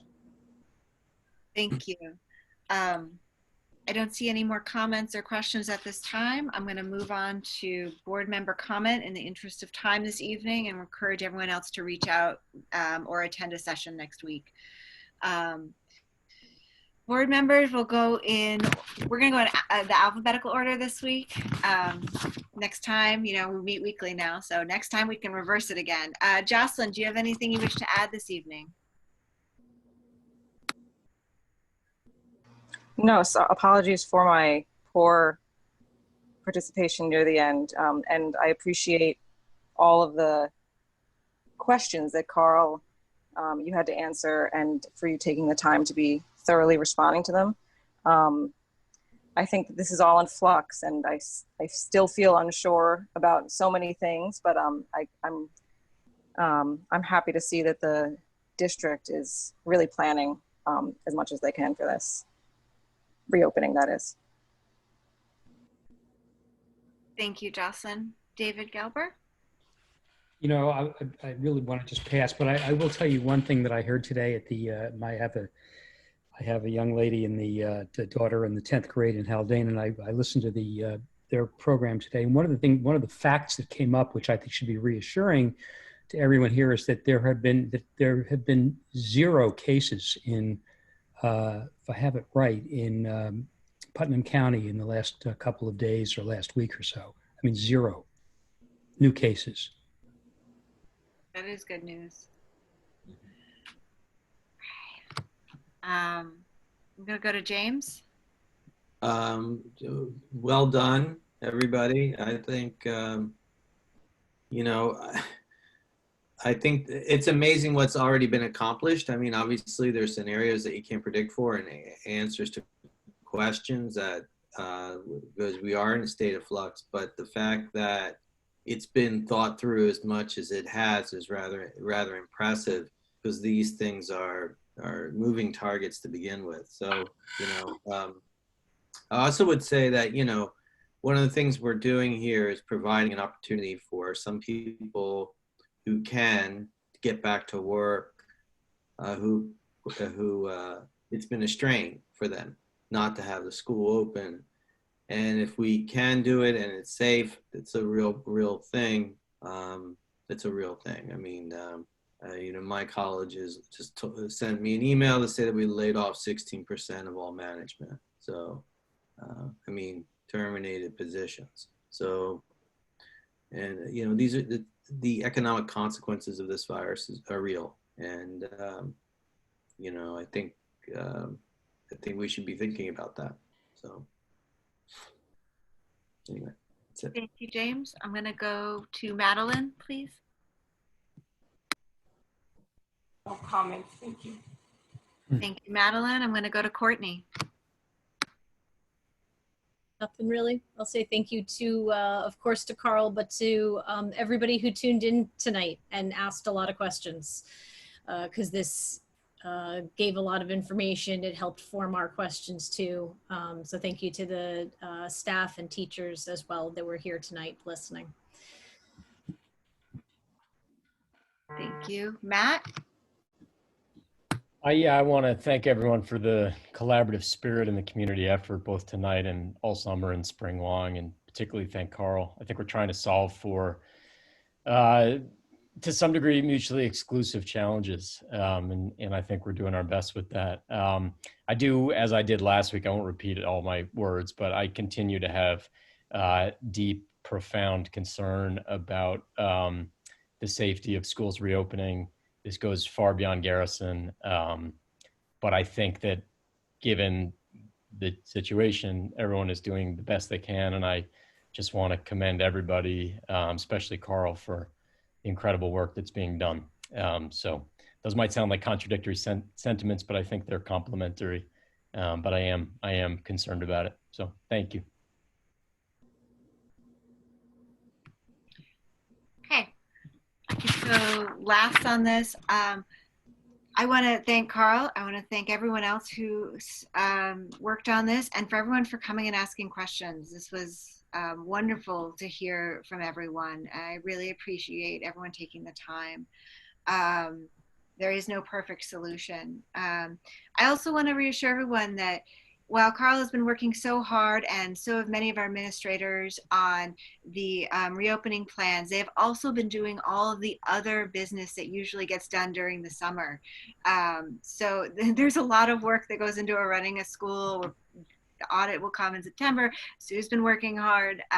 So thank you for continuing to go above and beyond, especially during the summer. And that goes out to our teachers as well. Thank you for taking the time out of your summers to be a part of the conversations, share your input, share your thoughts. That's all I have as a comment tonight. Thank you, Sarah, for moderating these questions. You did a fantastic job. Thank you. That was my first time doing a Zoom moderating experience, and I had no idea how much fun it would be. I am so incredibly grateful that people came to a board meeting that we can stay here all night if everyone wants to. I mean, I don't think everyone agrees with me, but I really do appreciate it. It was a lot of fun. All right, next, enter executive session. Carl, did you have something to add there? I'm sorry. I cut you off. No, I will just say, you know, I think what we accomplished this evening, and I really appreciate the support, is you know, we took away this concern or this worry for parents, you know, that maybe had to choose between health of, you know, a family member and their concern over that and the quality of education that their children would receive this year. And that's major. Because you know, in eliminating that and giving two good choices, I think we really did something extraordinary this evening.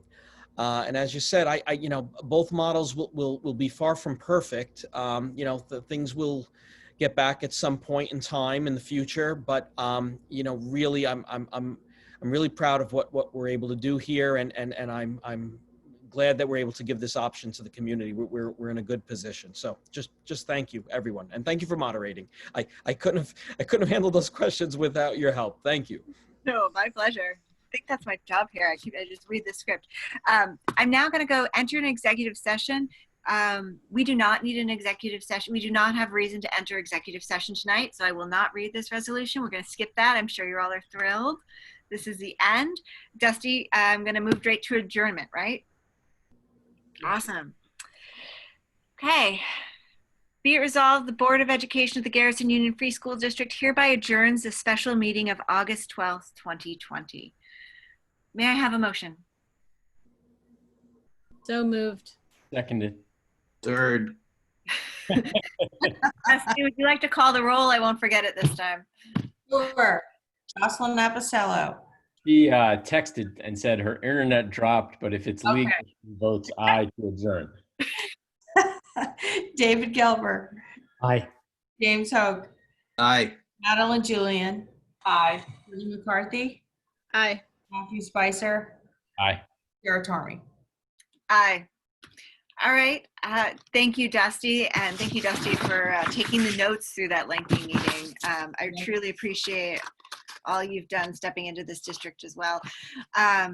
Okay, that's it for tonight, guys. I think we can all leave the meeting, and we will probably see each other all very soon on Zoom. So have a great night, guys. Good night. Carl.